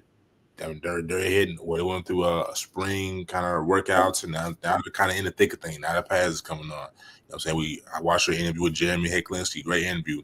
It's different in college. You know, Beck being fifth year starter, he knows the type of trash talk that goes on. He had been down in South Florida. It gets a little different down there. So you know what I'm saying? How tough can his skin get? I think he's gonna shock some people. I think just the adversity. So I expect Miami to be somewhere around that mid-pack in terms of national rankings. Can they, you know what I'm saying, get in that 12th spot? That's why we watch it on Saturdays. But for that game, I'm gonna go out on a limb early prediction. So I'm gonna say I might change it, but I like Miami in that game. You tripping? I like Miami. You tripping? But hey, it's early. I'm a Hurricanes fan, and you tripping? Talking about Miami, okay? And all them unknown March receiver position ain't as deep as in years past. No, bro. Notre Dame gets the favorite there, bro. And I'm a Hurricanes fan. What's the spread? Let's see. All right. While you doing that, I'm gonna pull up. Let me see. Notre Dame. Notre Dame's favorite about 2.5. How much? 2.5. Okay, well, see, I can go either way, man. I think what it is, you know, being a little harder on your team. You kind of see the gland holes, but Cristobal Ball is a very creative play. You know what I'm saying? Very creative, brother. I like Cristobal. That's not the problem. It's the turnovers and being stagnant and young receivers and the chemistry. They got some dogs though. I like Malachi Tony. Who else do you have besides him? I know they gotten some guys in, but will they be ready to play? I don't know. Look, man, I'm a realist. I even with my Bengals, man. I'm a realist. I'm not this over Delulu fan. Like, I'm gonna keep it 100. Tell you what the team got, where they struggling at, where they good at. That's just me. No, I agree, brother. I agree. Yeah, that's how you're supposed to be. You're a fan that's had his heart ripped out. You know what I mean? Your quarterback he's on the bigger and better things in the NFL. But I'm gonna kind of scan Tony Johnson from Cincinnati, Keelan Marion, BYU. A couple of transfers coming in. You know, I don't hear too much excitement, but you know what I mean. We'll see, brother. Joshua Moore, underclassman coming in, a lot to prove, but highly rated coming out of high school. But I'm saying you don't seem too enthused. I digress. We'll end the show. But before we end the show, I want to. This is big. You know what I'm saying? Darian Morgan just posted this. We just retweeted this not too long ago. Coach from Colorado came to pay him a visit today. Coach Darden Box. He said, "My guy, stopped by Benjamin Russell, another guy who I think we can see out there in Boulder, man." So I think that's big. I mean, I'm on record calling him the next Julio Jones, coming out of Alabama, same city, Alexander City that Terrell Owens came from. So you can say Terrell Owens or Julio Jones. I think he's the best receiver to come out of the 2026 class, and will be a Hall of. I know we'll say Hall of Fame. That's a little too much, but he's gonna be special. He's gonna be very special, and I think Colorado may be that destination. So Bacon Cristobal, Colorado. But stay tuned with that, ladies and gentlemen. Now throw it back to Najeh to segue us on out. And we appreciate the viewers too. Yeah, y'all went crazy, man, especially on X. That's where we got the most traffic. Real quick as we wrap up the show. Pretty consistent on Twitch, about 3 viewers consistently throughout. So shout out to y'all. TikTok, we got up to about 60, 63. So shout out to y'all. Obviously there, man. YouTube, y'all were in and out, but consecutively about 5 or 6 I've seen consistently. Shout out to y'all, man. And 583 on my X, man. So much love. Must be because of the following that's growing, man. But much love and shout out to y'all. I still got some observations I got to do, which I'm going to do here shortly. But, man, appreciate y'all tuning in. Bacon almost up to 100. Started to follow them more later in the show. So shout out y'all, man. We love the support again. We live every Monday. And don't forget, man, we got a special announcement next week, man. We will have a brand new co-host on the show every single Monday at 6:30. No later than 6:45. We'll have a new co-host to join me and Bacon, man. So just trying to liven it up. Obviously, we love Georgia Tech. We love talking about everything, but he's a Florida State fan, so that should be interesting. Again, me and Bacon aren't Georgia Tech fans. We just cover them. But at heart, obviously, I'm a Miami fan. And Bacon, you're a I don't know, bro. Okay, you just watch the sport. There it is. But yeah, man, we're gonna have still figuring it out. Yeah, man. But we're gonna have him on every single Monday. That should be a lot of fun. He was at a spring game today. But yeah, it should be a lot of fun bringing him on and breaking down and stuff. More guests coming in, more primetime people. So just trying to give y'all the best experience, and hopefully you guys will spend your Mondays with us every single Monday from 6:30 to 8 o'clock, 8:15. You know what I'm saying? We appreciate all the love and support, man. We'll catch y'all in the new one. We'll have updates. We got TikTok now, so y'all check that out, man. Sizzle News. The last show I didn't post really on there because it wasn't the best just in terms of audio. I don't know what was going on, but it sounded really bad. I want to put out quality content. But yeah, we'll definitely have some stuff from this show from today. But that's all we got, man. As y'all know, this is the Sizzle News podcast. Tap in with us Thursday, though. Basketball on Thursdays. Basketball on Thursday, man. We'll catch y'all then, man. And y'all enjoy the rest of y'all Monday night. Peace. Peace.